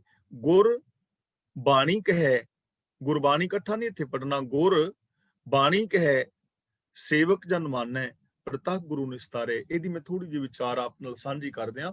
ਬਾਣੀ ਗੁਰੂ, ਗੁਰੂ ਹੈ ਬਾਣੀ, ਯਾਨੀ ਬਾਣੀ ਗੁਰੂ ਰੂਪ ਹੈ ਤੇ ਗੁਰੂ ਬਾਣੀ ਰੂਪ ਹੈ, ਦੋਵੇਂ ਇੱਕੋ ਹੀ ਰੂਪ ਨੇ। ਵਿੱਚ ਬਾਣੀ ਅੰਮ੍ਰਿਤ, ਇਹਨੂੰ ਸਾਰੇ ਇਕੱਠਾ ਨਹੀਂ ਪੜਨਾ, ਅੰਮ੍ਰਿਤ ਸਾਰੇ, ਅੰਮ੍ਰਿਤ ਤੇ ਵਿਸ਼ਰਾਮ ਲਾਣਾ ਹੈ। ਵਿੱਚ ਬਾਣੀ ਅੰਮ੍ਰਿਤ, ਇਹ ਰੁਕਣਾ ਹੈ ਕਿਉਂਕਿ ਅੰਮ੍ਰਿਤ ਦੇ ਤੱਤੇ ਥੱਲੇ ਔਂਕੜ ਹੈ। ਅੰਮ੍ਰਿਤ ਦਾ ਮਤਲਬ ਆਤਮਿਕ ਜੀਵਨ ਦੇਣ ਵਾਲਾ ਨਾਮ ਜਲ ਗਿਆਨ। ਬਾਣੀ ਦੇ ਅੰਦਰ ਆਤਮਿਕ ਜੀਵਨ ਦੇਣ ਵਾਲਾ ਗਿਆਨ ਹੈ ਤੇ ਸਾਰੇ ਦਾ ਮਤਲਬ ਹੈ ਵਸਾਏ, ਸੰਭਾਲੇ। ਜੋ ਬਾਣੀ ਗੁਰੂ ਰੂਪ ਹੈ, ਗੁਰੂ ਬਾਣੀ ਦਾ ਰੂਪ ਹੈ, ਬਾਣੀ ਦੇ ਅੰਦਰ ਆਤਮਿਕ ਜੀਵਨ ਦੇਣ ਵਾਲਾ ਗਿਆਨ ਹੈ। ਸਾਰੇ ਦਾ ਮਤਲਬ ਜਿਹੜਾ ਉਹਨੂੰ ਆਪਣੇ ਹਿਰਦੇ ਵਿੱਚ ਸੰਭਾਲੇਗਾ। ਗੁਰ ਬਾਣੀ ਕਹੇ, ਗੁਰੂ ਰੱਬ ਦੀ ਸਿਫਤ ਸਲਾਹ ਦੀ ਬਾਣੀ ਕਹਿੰਦਾ ਹੈ ਤੇ ਜਿਹੜਾ ਉਸ ਬਾਣੀ ਨੂੰ ਮੰਨਦਾ ਹੈ, ਸੇਵਕ ਜਨ ਮੰਨਦਾ ਹੈ, ਸੇਵਕ ਉਹਨੂੰ ਮੰਨ ਲੈਂਦਾ ਹੈ। ਪ੍ਰਤੱਖ ਗੁਰੂ ਨਿਸਤਾਰੇ, ਗੁਰੂ ਉਹਦਾ ਪ੍ਰਗਟ ਤੌਰ ਤੇ ਪਾਰ ਉਤਾਰਾ ਕਰ ਦਿੰਦਾ ਹੈ। ਹੁਣ ਪਾਰ ਉਤਾਰਾ ਉਹਦਾ ਹੋਏਗਾ ਨਾ ਜੋ ਗੁਰੂ ਦੀ ਪਾਵਨ ਬਾਣੀ ਦੇ ਸਿਧਾਂਤਾਂ ਨੂੰ ਮੰਨੇਗਾ।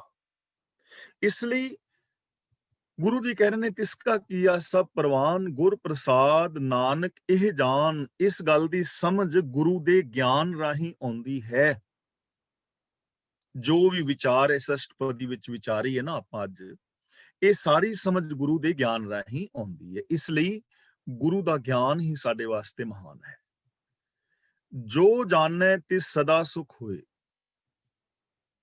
ਜਿਹੜਾ ਇਸ ਚੀਜ਼ ਨੂੰ ਫਿਰ ਜਾਣ ਲੈਂਦਾ ਗੁਰੂ ਦੇ ਗਿਆਨ ਰਾਹੀਂ ਕਿ ਇਹ ਸਾਰਾ ਸਰੀਰ, ਸਾਰਾ ਸੰਸਾਰ ਰੱਬ ਦਾ ਸਰੀਰ ਹੈ, ਹਰ ਥਾਂ ਦੇ ਉੱਤੇ ਰੱਬ ਵਸ ਰਿਹਾ, ਉਹਦਾ ਅੰਤ ਨਹੀਂ ਪਾਇਆ ਜਾਂਦਾ, ਉਹ ਅਨੰਤ ਹੈ, ਗਹਿਰ ਗੰਭੀਰ ਹੈ, ਉਹਦਾ ਕੀਤਾ ਹੋਇਆ ਸਭ ਕੁਝ ਪ੍ਰਵਾਨ ਹੈ, ਉਹ ਆਪ ਸੱਚਾ ਹੈ, ਉਹਦੀ ਰਚਨਾ ਸੱਚੀ ਹੈ।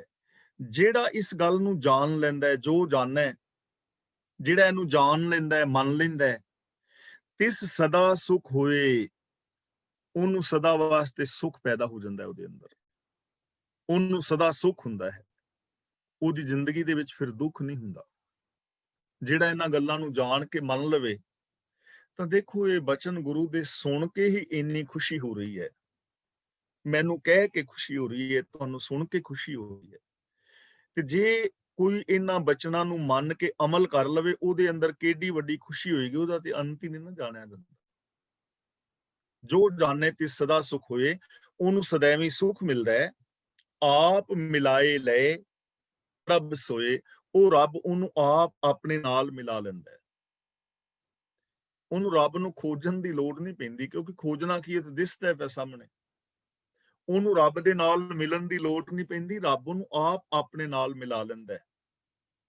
ਜਿਹੜਾ ਗੁਰੂ ਦੀ ਪਾਵਨ ਬਾਣੀ ਰਾਹੀਂ ਇਹਨਾਂ ਚੀਜ਼ਾਂ ਨੂੰ ਜਾਣ ਲੈਂਦਾ ਹੈ, ਸਮਝ ਲੈਂਦਾ ਹੈ ਕਿ ਇਹ ਸੰਸਾਰ ਹੀ ਰੱਬ ਦਾ ਤਨ ਹੈ, ਇਹ ਸੰਸਾਰ ਹੀ ਰੱਬ ਦਾ ਦਰਸ਼ਨ ਹੈ, ਰੱਬ ਇੱਕ ਅਟਲ ਸੱਚਾਈ ਹੈ, ਉਹਦੀ ਇਸ ਕੁਦਰਤ ਦੇ ਵਿੱਚ ਕੋਈ ਉਕਾਈ ਨਹੀਂ ਹੈ, ਸਭ ਦੇ ਅੰਦਰ ਰੱਬੀ ਗੁਣ ਮੌਜੂਦ ਨੇ।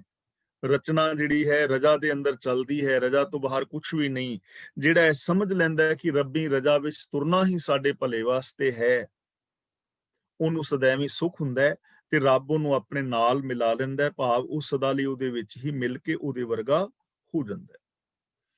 ਉਹ ਧਨਵੰਤ ਕੁਲਵੰਤ ਪਤਿਵੰਤ, ਇਹਨੂੰ ਪਤਵੰਤ ਨਹੀਂ ਪੜਨਾ, ਤੱਤੇ ਨਾਲ ਥੋੜੀ ਜਿਹੀ ਸਿਹਾਰੀ ਦੇ ਆਵਾਜ਼ ਆਏਗੀ। ਪਤਿਵੰਤ, ਪਤੀ ਵੀ ਨਹੀਂ ਕਹਿਣਾ ਤੇ ਪਤ ਵੀ ਨਹੀਂ ਕਹਿਣਾ। ਉਹ ਧਨਵੰਤ ਕੁਲਵੰਤ ਪਤਿਵੰਤ। ਧਨਵੰਤ ਦਾ ਮਤਲਬ ਅਮੀਰ, ਖੁਸ਼ਹਾਲ। ਕੁਲਵੰਤ ਦਾ ਮਤਲਬ ਉੱਚੀ ਕੁਲ ਵਾਲਾ ਤੇ ਪਤਵੰਤ ਦਾ ਮਤਲਬ ਇੱਜ਼ਤ ਵਾਲਾ। ਅਸੀਂ ਕਹਿੰਦੇ ਆ ਵੀ ਫਲਾਂ ਬੰਦਾ ਬੜੀ ਇੱਜ਼ਤ ਵਾਲਾ, ਵੀ ਉਹਨੂੰ ਬਹੁਤ ਮਾਣ ਆਦਰ ਸਤਿਕਾਰ ਮਿਲਦਾ ਹੈ। ਉਹ ਬੰਦਾ ਵੀ ਉੱਚੀ ਕੁਲ ਦਾ ਹੈ, ਉੱਚੀ ਜਾਤ ਦਾ। ਲੋਕ ਕਹਿੰਦੇ ਨੇ ਨਾ ਉੱਚੀ ਜਾਤ ਨੀਵੀਂ ਜਾਤ। ਫਲਾਂ ਬੰਦਾ ਵੀ ਬੜਾ ਅਮੀਰ ਹੈ, ਬੱਲੇ ਬੱਲੇ ਵੀ ਇੰਨਾ ਧਨ ਹੈ, ਉਹਦੀਆਂ 50 ਕੁੱਲਾਂ ਵੀ ਬਹਿ ਕੇ ਖਾਣ ਤੇ ਮੁੱਕਦਾ ਨਹੀਂ। ਹੁਣ ਗੁਰੂ ਜੀ ਕਹਿੰਦੇ ਨੇ ਅਸਲ ਦੇ ਅੰਦਰ ਧਨਵਾਨ, ਉੱਚੀ ਕੁਲ ਵਾਲਾ ਔਰ ਪੱਤ ਵਾਲਾ ਕੌਣ ਹੈ? ਜੀਵਨ ਮੁਕਤ, ਜਿਸ ਹਿਰਦੇ ਭਗਵੰਤ, ਜਿਹਦੇ ਹਿਰਦੇ ਦੇ ਅੰਦਰ ਮੈਂਟੈਲਿਟੀ ਦੇ ਅੰਦਰ ਰੱਬ ਵਸਦਾ ਹੈ, ਉਹ ਜਿਉਂਦਾ ਹੀ ਮੁਕਤ ਹੈ। ਉਹਨੂੰ ਮਰਨ ਤੋਂ ਬਾਅਦ ਮੁਕਤੀ ਦੀ ਲੋੜ ਨਹੀਂ। ਉਹਨੂੰ ਸਮਝ ਹੈ ਕਿ ਮਰਨ ਤੋਂ ਬਾਅਦ ਕੋਈ ਮੁਕਤੀ ਨਹੀਂ। ਬੇਣੀ ਕਹੇ ਸੁਣੋ ਰੇ ਭਗਤੋ, ਮਰਨ ਮੁਕਤ ਕਿਨ ਪਾਈ। ਉਹ ਬੰਦਾ ਜੀਵਨ ਮੁਕਤ ਹੈ ਜਿਹਦੇ ਹਿਰਦੇ ਵਿੱਚ ਰੱਬੀ ਗੁਣ ਵਸਦੇ ਨੇ, ਯਾਨੀ ਜੋ ਰੱਬੀ ਗੁਣਾਂ ਦਾ ਧਾਰਨੀ ਹੈ, ਜੋ ਰੱਬ ਦੀ ਰਜ਼ਾ ਵਿੱਚ ਤੁਰਦਾ ਹੈ, ਜਿਨੇ ਗੁਰੂ ਤੋਂ ਇਹ ਗੱਲ ਜਾਣ ਲਈ ਹੈ, ਜੋ ਗੁਰੂ ਦੇ ਦਿੱਤੇ ਵੇ ਆਫ ਲਾਈਫ ਨੂੰ ਅਪਣਾ ਰਿਹਾ ਹੈ। ਇੱਕ ਤਾਂ ਉਹ ਜੀਵਨ ਮੁਕਤ ਹੈ, ਜਿਉਂਦਾ ਹੀ ਵਿਕਾਰਾਂ ਤੋਂ ਮੁਕਤ ਹੋ ਜਾਂਦਾ ਹੈ, ਤੇ ਗੁਰੂ ਜੀ ਕਹਿੰਦੇ ਨੇ ਉਹ ਹੀ ਖੁਸ਼ਹਾਲ ਹੈ, ਅਮੀਰ ਹੈ, ਉਹ ਹੀ ਉੱਚੀ ਕੁੱਲ ਵਾਲਾ ਹੈ, ਉਹ ਹੀ ਇੱਜ਼ਤ ਵਾਲਾ ਹੈ, ਉਹ ਹੀ ਮੁਕਤ ਹੈ। ਉਹਨੂੰ ਮਾਣ ਵੀ ਮਿਲੇਗਾ, ਉਹਨੂੰ ਸਤਿਕਾਰ ਵੀ ਮਿਲੇਗਾ, ਉਹ ਖੁਸ਼ਹਾਲ ਵੀ ਹੋਏਗਾ। ਇਹ ਸਾਰੇ ਸੁੱਖ ਉਹਦੀ ਝੋਲੀ 'ਚ ਪੈ ਜਾਣਗੇ। ਕਿਹਦੀ? ਜਿਸ ਦੇ ਹਿਰਦੇ ਦੇ ਅੰਦਰ ਪ੍ਰਭੂ ਵਸਦਾ ਹੈ, ਜਿਹਦੇ ਹਿਰਦੇ ਵਿੱਚ ਗੁਣ ਵਸਦੇ ਨੇ। ਹਿਰਦੇ ਦਾ ਮਤਲਬ ਮੈਂਟੈਲਿਟੀ, ਸੋਚ। ਧਨ ਧਨ ਧਨ ਜਨ ਆਇਆ, ਉਹ ਮਨੁੱਖ ਦਾ ਜਗਤ ਦੇ ਅੰਦਰ ਆਉਣਾ ਮੁਬਾਰਕ ਹੈ। ਧਨ ਹੈ ਉਹਦਾ ਜਨਮ, ਮੁਬਾਰਕ ਹੈ ਉਸਦੀ ਜ਼ਿੰਦਗੀ। ਸਾਰੇ ਲੋਕ ਕਹਿੰਦੇ ਨੇ ਧਨ ਹੈ ਵੀ ਉਹ ਬੰਦਾ।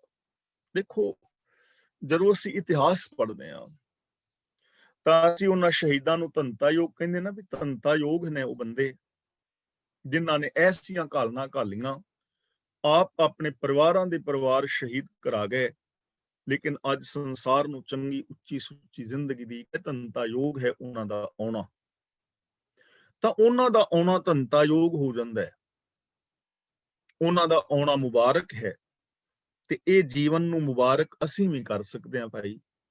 ਇਹ ਹਰ ਇੱਕ ਵਾਸਤੇ ਦਰ ਖੁੱਲਾ ਹੈ, ਹਰ ਇੱਕ ਵਾਸਤੇ ਫੀਲਡ ਖੁੱਲੀ ਹੈ, ਹਰ ਇੱਕ ਦੇ ਅੰਦਰ ਇਹ ਪੋਸੀਬਿਲਿਟੀ ਹੈ।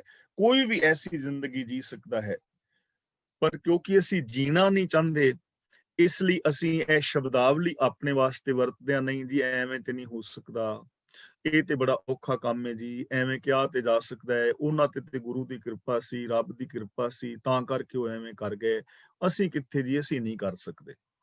ਮਤਲਬ ਇਹ ਵਰਡਿੰਗ ਦਾ ਮਤਲਬ ਕਿ ਅਸੀਂ ਕਰਨਾ ਹੀ ਨਹੀਂ ਚਾਹੁੰਦੇ, ਅਸੀਂ ਕਰਨਾ ਹੀ ਨਹੀਂ ਚਾਹੁੰਦੇ। ਹੁਣ ਜੇ ਅਸੀਂ ਨਹੀਂ ਜੀ ਕਰ ਸਕਦੇ। ਬੰਦਾ ਪੁੱਛੇ ਵੀ ਤੁਹਾਨੂੰ ਸੱਚ ਬੋਲਣ ਨੂੰ ਕੀ ਹੋਇਆ, ਅਸੀਂ ਕਿਉਂ ਨਹੀਂ ਬੋਲ ਸਕਦੇ ਸੱਚ? ਸਾਡਾ ਕੋਈ ਮੂੰਹ ਥੋੜੀ ਸੀ ਪਾ, ਟੇਪ ਥੋੜਾ ਲੱਗੀ ਹੈ ਸਾਡੇ ਬੁੱਲਾਂ ਤੇ ਵੀ ਤੂੰ ਸੱਚ ਨਹੀਂ ਬੋਲ ਸਕਦਾ, ਝੂਠ ਵੀ ਨਹੀਂ ਉੱਠ ਲੱਗ ਜਾਂਦੀ। ਅਸੀਂ ਬੋਲਦੇ ਹੀ ਨਹੀਂ ਨਾ ਜੀ। ਪ੍ਰੇਮ ਨਾਲ ਕਿੱਥੇ ਜੀਵਿਆ ਜਾਂਦਾ? ਬੰਦਾ ਪੁੱਛੇ ਵੀ ਤੁਹਾਨੂੰ ਸੰਗਲ ਪੈ ਨੇ ਵੀ ਤੁਸੀਂ ਪ੍ਰੇਮ ਨਾਲ ਨਹੀਂ ਬੁਲਾ ਸਕਦੇ, ਬੋਲ ਕੇ ਤੇ ਵੇਖੋ, ਤੁਸੀਂ ਆਪਣੀ ਬੋਲੀ ਨੂੰ ਬਦਲੋ ਤੇ ਸਹੀ। ਬਦਲਣਾ ਹੀ ਨਹੀਂ ਚਾਹੁੰਦੇ। ਫਿਰ ਕਹਿੰਦੇ ਆ ਕਿ ਐਸਾ ਹੋ ਨਹੀਂ ਸਕਦਾ। ਗੁਰੂ ਜੀ ਕਹਿੰਦੇ ਨੇ ਧੰਤਾ ਯੋਗ ਨੇ ਉਹ ਲੋਕ, ਉਹਨਾਂ ਦਾ ਆਉਣਾ ਧੰਤਾ ਯੋਗ ਹੈ। ਜਿਸ ਪ੍ਰਸਾਦ ਸਭ ਜਗਤ ਤਰਾਇਆ, ਜਿਹਦੀ ਮਿਹਰ ਦੇ ਨਾਲ ਜਗਤ ਤਰਦਾ ਹੈ। ਜਿਹੜੇ ਐਸੇ ਚੰਗੇ ਲੋਕ ਨੇ ਨਾ, ਉਹਨਾਂ ਦਾ ਆਉਣਾ ਧੰਤਾ ਯੋਗ, ਜਿਨ੍ਹਾਂ ਬਾਰੇ ਗੁਰੂ ਜੀ ਪਾਵਨ ਬਾਣੀ ਵਿੱਚ ਵਿਚਾਰ ਦੇ ਰਹੇ ਨੇ, ਜੋ ਆਪਾਂ ਵਿਚਾਰ ਕੀਤੀ ਹੈ। ਫਿਰ ਉਹਨਾਂ ਦੀ ਕਿਰਪਾ ਨਾਲ, ਉਹਨਾਂ ਦੀ ਸੰਗਤ ਦੇ ਨਾਲ ਜਗਤ ਵੀ ਤਰਦਾ ਹੈ। ਹੋਰ ਲੋਕ ਵੀ ਵਿਕਾਰਾਂ ਦੇ ਮਾਰ ਚੋਂ ਬਚ ਨਿਕਲਦੇ ਨੇ, ਜੋ ਉਹਨਾਂ ਦੀ ਸੰਗਤ ਕਰਦੇ ਨੇ, ਕਿਉਂਕਿ ਉਹ ਇੱਕ ਚੰਗੀ ਜ਼ਿੰਦਗੀ ਜੀ ਰਹੇ ਨੇ ਔਰ ਅੱਗੇ ਪ੍ਰਚਾਰ ਤੇ ਪ੍ਰਸਾਰ ਕਰਦੇ ਨੇ। ਸਾਹਿਬ ਸ੍ਰੀ ਗੁਰੂ ਨਾਨਕ ਦੇਵ ਜੀ ਨੇ ਆਪ ਜੀਵਨ ਜੀਵਿਆ ਨਾ ਚੰਗਾ, ਮਹਾਨ ਜੀਵਨ, ਤੇ ਉਹਨਾਂ ਦੇ ਜੀਵਨ ਕਰਕੇ ਕਿੰਨੇ ਲੋਕ ਤਰੇ ਨੇ, ਕਿੰਨਿਆਂ ਦਾ ਪਾਰ ਉਤਾਰਾ ਹੋਇਆ ਹੈ। ਅੱਗੇ ਗੁਰੂ ਸਾਹਿਬਾਨ ਨੇ ਹੋਰ ਪ੍ਰਚਾਰ ਪ੍ਰਸਾਰ ਕੀਤਾ ਤਾਂ ਕਿੰਨੇ ਲੋਕਾਂ ਦਾ ਪਾਰ ਉਤਾਰਾ ਹੋਇਆ ਹੈ। ਕੌਮ ਖੜੀ ਹੋ ਗਈ, ਇੱਕ ਐਸੀ ਕੌਮ ਖੜੀ ਹੋ ਗਈ ਜਿਸ ਨੇ ਦੇਸ਼ ਦੀਆਂ ਹਜ਼ਾਰਾਂ ਸਾਲਾਂ ਦੀਆਂ ਗੁਲਾਮੀ ਦੀਆਂ ਜੰਜੀਰਾਂ ਕੱਟ ਦਿੱਤੀਆਂ। ਤਾਂ ਇਹ ਧੰਤਾ ਯੋਗ ਜੀਵਨ ਸਾਡਾ ਵੀ ਹੋ ਸਕਦਾ ਹੈ ਜੇ ਅਸੀਂ ਗੁਰਬਾਣੀ ਅਨੁਸਾਰ ਜ਼ਿੰਦਗੀ ਜੀਵੀਏ।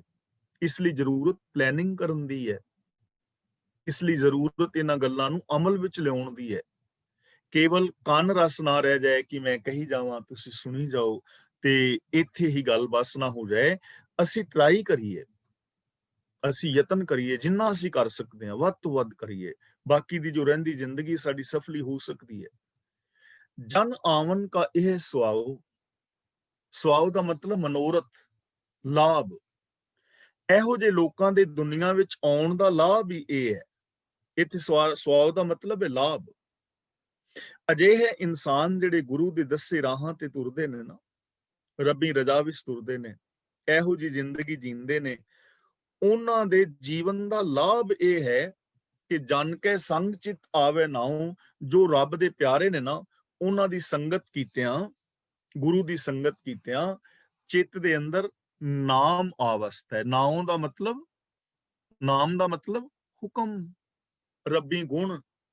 ਸਾਨੂੰ ਚੇਤੇ ਆ ਜਾਂਦਾ ਹੈ ਕਿ ਅਸੀਂ ਰੱਬੀ ਹੁਕਮ ਦੇ ਵਿੱਚ ਤੁਰਨਾ ਹੈ। ਇਹੋ ਜਿਹੇ ਪਿਆਰਿਆਂ ਦੀ ਸੰਗਤ ਕੀਤਿਆਂ, ਗੁਰੂ ਦੀ ਸੰਗਤ ਕੀਤਿਆਂ ਸਾਨੂੰ ਸਮਝ ਪੈ ਜਾਂਦੀ ਹੈ, ਯਾਦ ਰਹਿੰਦਾ ਹੈ ਕਿ ਅਸੀਂ ਰੱਬੀ ਰਜ਼ਾ ਵਿੱਚ ਤੁਰਨਾ ਹੈ, ਗੁਰੂ ਦੇ ਦਿੱਤੇ ਵੇ ਆਫ ਲਾਈਫ ਨੂੰ ਅਪਣਾਉਣਾ ਹੈ। ਸਾਡਾ ਸੰਗਤ ਕਰਨ ਦਾ ਲਾਭ ਇਹੀ ਹੈ ਨਾ। ਕਲਾਸ ਵਿੱਚ ਅਸੀਂ ਆ ਰਹੇ ਹਾਂ, ਸਾਰੇ ਵੀਰ ਭੈਣਾਂ ਇੱਕ ਦੂਜੇ ਨਾਲ ਵਿਚਾਰ ਵਟਾਂਦਰਾ ਕਰ ਰਹੇ ਹਾਂ, ਤਾਂ ਇਸ ਕਲਾਸ ਦਾ ਸਾਡੇ ਮਿਲਣ ਦਾ ਲਾਭ ਹੀ ਇੱਕ ਹੈ ਕਿ ਸਾਨੂੰ ਰੱਬੀ ਹੁਕਮ ਯਾਦ ਆਉਂਦਾ ਹੈ ਕਿ ਅਸੀਂ ਹੁਕਮ ਵਿੱਚ ਤੁਰਨਾ ਹੈ, ਅਸੀਂ ਗੁਰਬਾਣੀ ਮੁਤਾਬਕ ਜ਼ਿੰਦਗੀ ਜੀਣੀ ਹੈ। ਔਰ ਦੇਖੋ ਜਿਵੇਂ ਅਸੀਂ ਕਲਾਸ ਵਿੱਚ ਆ, ਇੱਕ ਦੂਜੇ ਦੇ ਨਾਲ ਕਿੰਨਾ ਸੋਹਣਾ ਭੈਣਾਂ ਭਰਾਵਾਂ ਵਰਗਾ ਤਾਲਮੇਲ ਬਣ ਗਿਆ ਹੈ। ਤੇ ਇਹ ਜਿਹੜਾ ਤਾਲਮੇਲ ਹੈ ਸਾਡੀ ਜ਼ਿੰਦਗੀ ਨੂੰ ਬਦਲਦਾ ਹੈ। ਕਿਵੇਂ ਬਦਲਦਾ ਹੈ? ਜਿਵੇਂ ਮੈਂ ਹੁਣ ਕੋਈ ਮਾੜਾ ਕਰਮ ਕਰਨ ਤੋਂ ਸੰਕੋਚ ਕਰਾਂਗਾ, ਰੀਜਨ ਕਿ ਯਾਰ ਮੈਂ ਕਲਾਸ ਵਿੱਚ ਜਾਣਾ ਹੈ, ਜੇ ਮੇਰੇ ਕਲਾਸ ਵਾਲੇ ਵੀਰ ਭੈਣ ਨੂੰ ਕਿਸੇ ਨੂੰ ਪਤਾ ਲੱਗੇਗਾ ਵੀ ਉਹ ਫਲਾਂ ਬੰਦੇ ਨੇ ਐਵੇਂ ਕੀਤਾ ਹੈ, ਤਾਂ ਮੈਂ ਉਹਨਾਂ ਨੂੰ ਮੂੰਹ ਵਿਖਾਵਾਂਗਾ। ਕਿਵੇਂ ਮੂੰਹ ਵਿਖਾਵਾਂਗਾ? ਕਿ ਇੱਥੇ ਕਲਾਸ ਵਿੱਚ ਤੇ ਇੰਨੀਆਂ ਵੱਧ ਕੇ ਗੱਲਾਂ ਕਰਦਾ ਸੀ, ਤੇ ਕਰਦਾ ਕੀ ਫਿਰਦਾ? ਤਾਂ ਸਾਨੂੰ ਇਹ ਕਲਾਸ ਜਿਹੜੀ ਹੈ ਨਾ ਚੰਗੇ ਪਾਸੇ ਲਿਜਾਏਗੀ ਨਾ। ਸਾਡਾ ਕੋਈ ਰਿਸ਼ਤੇਦਾਰ ਹੁੰਦਾ ਹੈ ਤਾਂ ਅਸੀਂ ਸੋਚਦੇ ਨੇ ਯਾਰ ਉਹਨੂੰ ਮੈਂ ਮੂੰਹ ਕੀ ਵਿਖਾਵਾਂਗਾ। ਆਮ ਲੋਕ ਚੰਗੀ ਸੰਗਤ ਜਿਨ੍ਹਾਂ ਦੀ ਹੁੰਦੀ ਹੈ ਉਹ ਸੰਗਤ ਤਾਰਦੀ ਹੈ ਨਾ, ਇਸੇ ਕਰਕੇ ਤੇ ਗੁਰੂ ਜੀ ਨੇ ਸੰਗਤ ਦੀ ਮਹਾਨਤਾ ਹੈ, ਵਿੱਚ ਸੰਗਤ ਹਰ ਪ੍ਰਭ ਵਸੈ ਜੀਓ। ਜੋ ਰੱਬ ਦੇ ਪਿਆਰੇ ਨੇ ਉਹਨਾਂ ਦੇ ਮਿਲਾਪ ਦਾ ਲਾਭ ਹੀ ਇਹ ਹੈ ਕਿ ਜਨ ਕੇ ਸੰਗ ਚਿਤ ਆਵੇ ਨਾਉ, ਆਪ ਮੁਕਤ ਕਰੇ ਸੰਸਾਰ। ਰੱਬ ਦਾ ਪਿਆਰਾ ਆਪ ਮੁਕਤ ਹੁੰਦਾ ਹੈ, ਜੋ ਗੁਰੂ ਦੇ ਦੱਸੇ ਰਾਹਾਂ ਤੇ ਤੁਰਦਾ ਹੈ, ਤੇ ਉਹ ਸੰਸਾਰ ਨੂੰ ਵੀ ਮੁਕਤ ਕਰਦਾ ਹੈ। ਸੰਸਾਰ ਦੇ ਜੋ ਲੋਕ ਨੇ ਉਹਨਾਂ ਨੂੰ ਵੀ ਉਹਨਾਂ ਦੀਆਂ ਮਨੌਤਾਂ ਚੋਂ ਬਾਹਰ ਕੱਢਦਾ ਹੈ। ਪੀਰ ਫਕੀਰ, ਖਬਰਾਂ, ਮੜੀਆਂ, ਮਸਾਨ, ਜਾਦੂ, ਤਵੀਤ, ਟੂਣੇ, ਧਾਗੇ, ਜੰਤਰ ਮੰਤਰ, ਕਰਾਮਾਤਾਂ ਤੇ ਹੋਰ ਜਿੰਨੇ ਵੀ ਅੰਧ ਵਿਸ਼ਵਾਸ, ਝੂਠ ਫਰੇਬ ਨੇ, ਇਹਨਾਂ ਚੋਂ ਦੁਨੀਆ ਨੂੰ ਵੀ ਉਹ ਬਾਹਰ ਕੱਢਦਾ ਹੈ ਆਪਣੀ ਜ਼ਿੰਦਗੀ ਰਾਹੀਂ, ਆਪਣੇ ਸੋਹਣੇ ਜੀਵਨ ਰਾਹੀਂ। ਕੁਝ ਲੋਕ ਉਹਦੇ ਜੀਵਨ ਤੋਂ ਪ੍ਰੇਰਨਾ ਲੈਂਦੇ ਨੇ, ਤੇ ਜਿਨ੍ਹਾਂ ਲੋਕਾਂ ਦੇ ਨਾਲ ਉਹਦਾ ਮੇਲ ਜੋਲ ਹੁੰਦਾ ਹੈ, ਬੋਲਚਾਲ, ਉਹ ਬੋਲਚਾਲ ਰਾਹੀਂ ਵੀ ਇਹਨਾਂ ਚੀਜ਼ਾਂ ਨੂੰ ਦੂਰ ਕਰਦਾ ਹੈ। ਕਿੰਨੇ ਲੋਕਾਂ ਨੂੰ ਉਹ ਮੁਕਤ ਕਰਦਾ ਹੈ। ਇਸ ਲਈ ਅਸੀਂ ਵੀ ਆਪ ਪਹਿਲਾਂ ਮੁਕਤ ਹੋਣਾ ਹੈ ਇਹਨਾਂ ਅੰਧ ਵਿਸ਼ਵਾਸਾਂ ਤੋਂ। ਜਿਹੜੀਆਂ ਸਾਡੀਆਂ ਬਣੀਆਂ ਹੋਈਆਂ ਗਲਤ ਮਨੌਤਾਂ ਨੇ ਉਹਨਾਂ ਨੂੰ ਅਸੀਂ ਪਾਸੇ ਕਰਨਾ ਹੈ, ਗੁਰੂ ਦੇ ਸੱਚੇ ਗਿਆਨ ਨੂੰ ਆਪਣੇ ਹਿਰਦੇ ਵਿੱਚ ਵਸਾਣਾ ਹੈ। ਤੇ ਉਸ ਤੋਂ ਬਾਅਦ ਬੜੇ ਪਿਆਰ ਨਾਲ ਜੇ ਕੋਈ ਪੁੱਛਦਾ ਹੈ ਤਾਂ ਬੜੇ ਪਿਆਰ ਦੇ ਨਾਲ ਉਹਨੂੰ ਗੁਰਮਤ ਦਾ ਸਿਧਾਂਤ ਸਮਝਾਉਣਾ ਹੈ। ਤੇ ਜੇ ਕੋਈ ਗਲਤ ਹੈ ਤਾਂ ਉਹਨੂੰ ਬੜੇ ਪਿਆਰ ਦੇ ਨਾਲ ਸਮਝਾਉਣ ਦਾ ਯਤਨ ਕਰਨਾ ਹੈ। ਐਸਾ ਨਾ ਹੋਵੇ ਕਿ ਸਮਝਾਉਣ ਦੀ ਬਜਾਏ ਤੇ ਲੜਾਈ ਅਸੀਂ ਗੱਲ ਪਾ ਲਈਏ। ਕਾਣੇ ਨੂੰ ਸਿੱਧਾ ਕਾਣਾ ਕਹੋਗੇ ਤੇ ਅਗਲਾ ਗੁੱਸਾ ਕਰਦਾ ਨਾ, ਕਿਉਂ ਢੰਗ ਹੈ ਨਾ ਵੀ ਕਿਸੇ ਨੂੰ ਪੁੱਛੇ ਵੀ ਤੂੰ ਕਾਣਾ ਕਿਵੇਂ ਹੋਇਆ ਤਾਂ ਭੈੜਾ ਲੱਗੇਗਾ ਨਾ ਐਵੇਂ। ਤੇ ਜੇ ਉਹਨੂੰ ਪੁੱਛੀਏ ਵੀਰ ਜਾਂ ਭੈਣ ਵੀ ਇਹ ਅੱਖ ਵਾਲਾ ਭਾਣਾ ਕਿਵੇਂ ਵਰਤਿਆ, ਵੀ ਇਹ ਤਕਲੀਫ ਕਿਵੇਂ ਤੁਹਾਨੂੰ ਆਈ, ਗੱਲ ਉਹ ਹੀ ਪੁੱਛ ਰਹੇ ਹਾਂ, ਲੇਕਿਨ ਪਿਆਰ ਦੇ ਨਾਲ, ਉਹ ਬੜੇ ਪਿਆਰ ਦੇ ਨਾਲ ਦੱਸੇਗਾ ਨਾ। ਇਸ ਕਰਕੇ ਆਪ ਮੁਕਤ ਕਰੇ ਸੰਸਾਰ। ਜਿਹੜਾ ਰੱਬ ਦਾ ਪਿਆਰਾ ਹੈ ਉਹ ਆਪ ਵਿਕਾਰਾਂ ਤੋਂ ਮੁਕਤ ਹੈ ਤੇ ਉਹ ਲੋਕਾਂ ਨੂੰ ਵੀ ਮੁਕਤ ਕਰਦਾ ਹੈ। ਨਾਨਕ ਤਿਸ ਜਨ ਕੋ ਸਦਾ ਨਮਸਕਾਰ। ਗੁਰੂ ਪਾਤਸ਼ਾਹ ਜੀ ਕਹਿੰਦੇ ਨੇ ਐਸੇ ਇਨਸਾਨ ਨੂੰ ਮੇਰੀ ਸਦਾ ਹੀ ਨਮਸਕਾਰ ਹੈ। ਐਸੇ ਇਨਸਾਨ ਦੇ ਮੈਂ ਹਮੇਸ਼ਾ ਹੀ ਨਮਸਕਾਰ ਕਰਦਾ, ਪ੍ਰਣਾਮ ਕਰਨਾ, ਯਾਨੀ ਉਹਦਾ ਮੈਂ ਆਦਰ ਕਰਦਾ ਹਾਂ, ਉਹਦਾ ਮੈਂ ਸਤਿਕਾਰ ਕਰਦਾ ਹਾਂ। ਐਸੇ ਇਨਸਾਨ ਦਾ ਜਿਹੜਾ ਆਪ ਮੁਕਤ ਹੈ, ਦੂਜਿਆਂ ਨੂੰ ਮੁਕਤ ਕਰਦਾ ਹੈ। ਔਰ ਐਸਾ ਇਨਸਾਨ ਜਿਹਦੇ ਨਾਲ ਮਿਲ ਕੇ ਰੱਬ ਦਾ ਹੁਕਮ ਚੇਤੇ ਆਉਂਦਾ ਹੈ, ਜਿਹਦੇ ਕਰਕੇ ਸੰਸਾਰ ਦਾ ਪਾਰ ਉਤਾਰਾ ਹੁੰਦਾ ਹੈ, ਉਹੀ ਧਨਵੰਤ ਹੈ, ਉਹੀ ਕੁਲਵੰਤ ਹੈ, ਉਹੀ ਪਤਵੰਤ ਹੈ, ਜਿਹਦੇ ਹਿਰਦੇ ਦੇ ਅੰਦਰ ਪਾਰ ਬ੍ਰਹਮ ਪਰਮੇਸ਼ਰ ਵਸ ਜਾਂਦਾ ਹੈ। ਤਾਂ ਗੁਰੂ ਸਾਹਿਬ ਜੀ ਰਹਿਮਤ ਕਰਨ, ਅਸੀਂ ਗੁਰੂ ਜੀ ਦੀ ਪਾਵਨ ਬਾਣੀ ਨੂੰ ਆਪ ਪੜ੍ਹੀਏ, ਆਪ ਅਸੀਂ ਵਿਚਾਰ ਕਰੀਏ ਔਰ ਗੁਰਬਾਣੀ ਮੁਤਾਬਕ ਜ਼ਿੰਦਗੀ ਜੀ ਕੇ ਆਪਣੇ ਜੀਵਨ ਨੂੰ ਸਫਲ ਔਰ ਸੁਚੱਜਿਆ ਕਰਨ ਦਾ ਯਤਨ ਕਰੀਏ।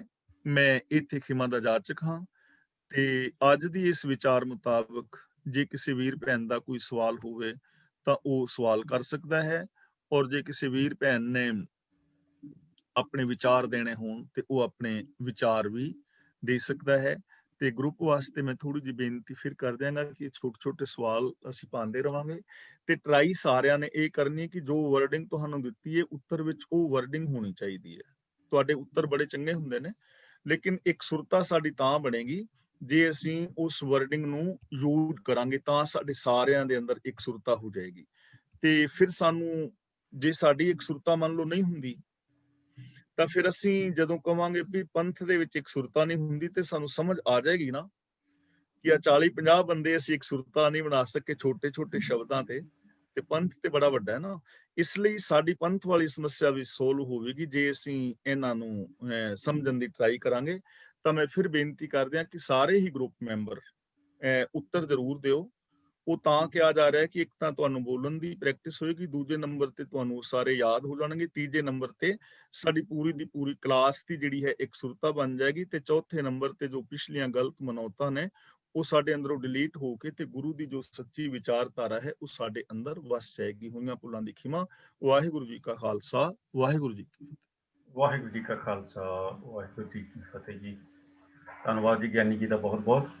ਤੇ ਜਿੱਦਾਂ ਆਪ ਜੀ ਨੂੰ ਦੱਸਿਆ ਗਿਆ ਹੈ ਸਾਰਾ ਕੁਝ ਤਾਂ ਸੁਣ ਹੀ ਲਿਆ ਜੀ ਤੁਸੀਂ। ਤੇ ਪਹਿਲੀ ਗੱਲ ਤਾਂ ਇਹ ਹੈ ਕਿ ਜੇ ਤੁਸੀਂ ਕੋਈ ਅਨਮਿਊਟ ਤੇ ਗੱਲ ਕਰਨੀ ਆ, ਆਪਣੇ ਵਿਚਾਰ ਦੇਣੇ ਆ, ਜਾਂ ਅੱਜ ਦੀ ਕਥਾ ਦੇ ਵਿੱਚੋਂ ਕੋਈ ਕੁਐਸਚਨ ਪੁੱਛਣਾ ਹੈ, ਉਹ ਹੁਣ ਜ਼ਰੂਰ ਪੁੱਛ ਲਓ।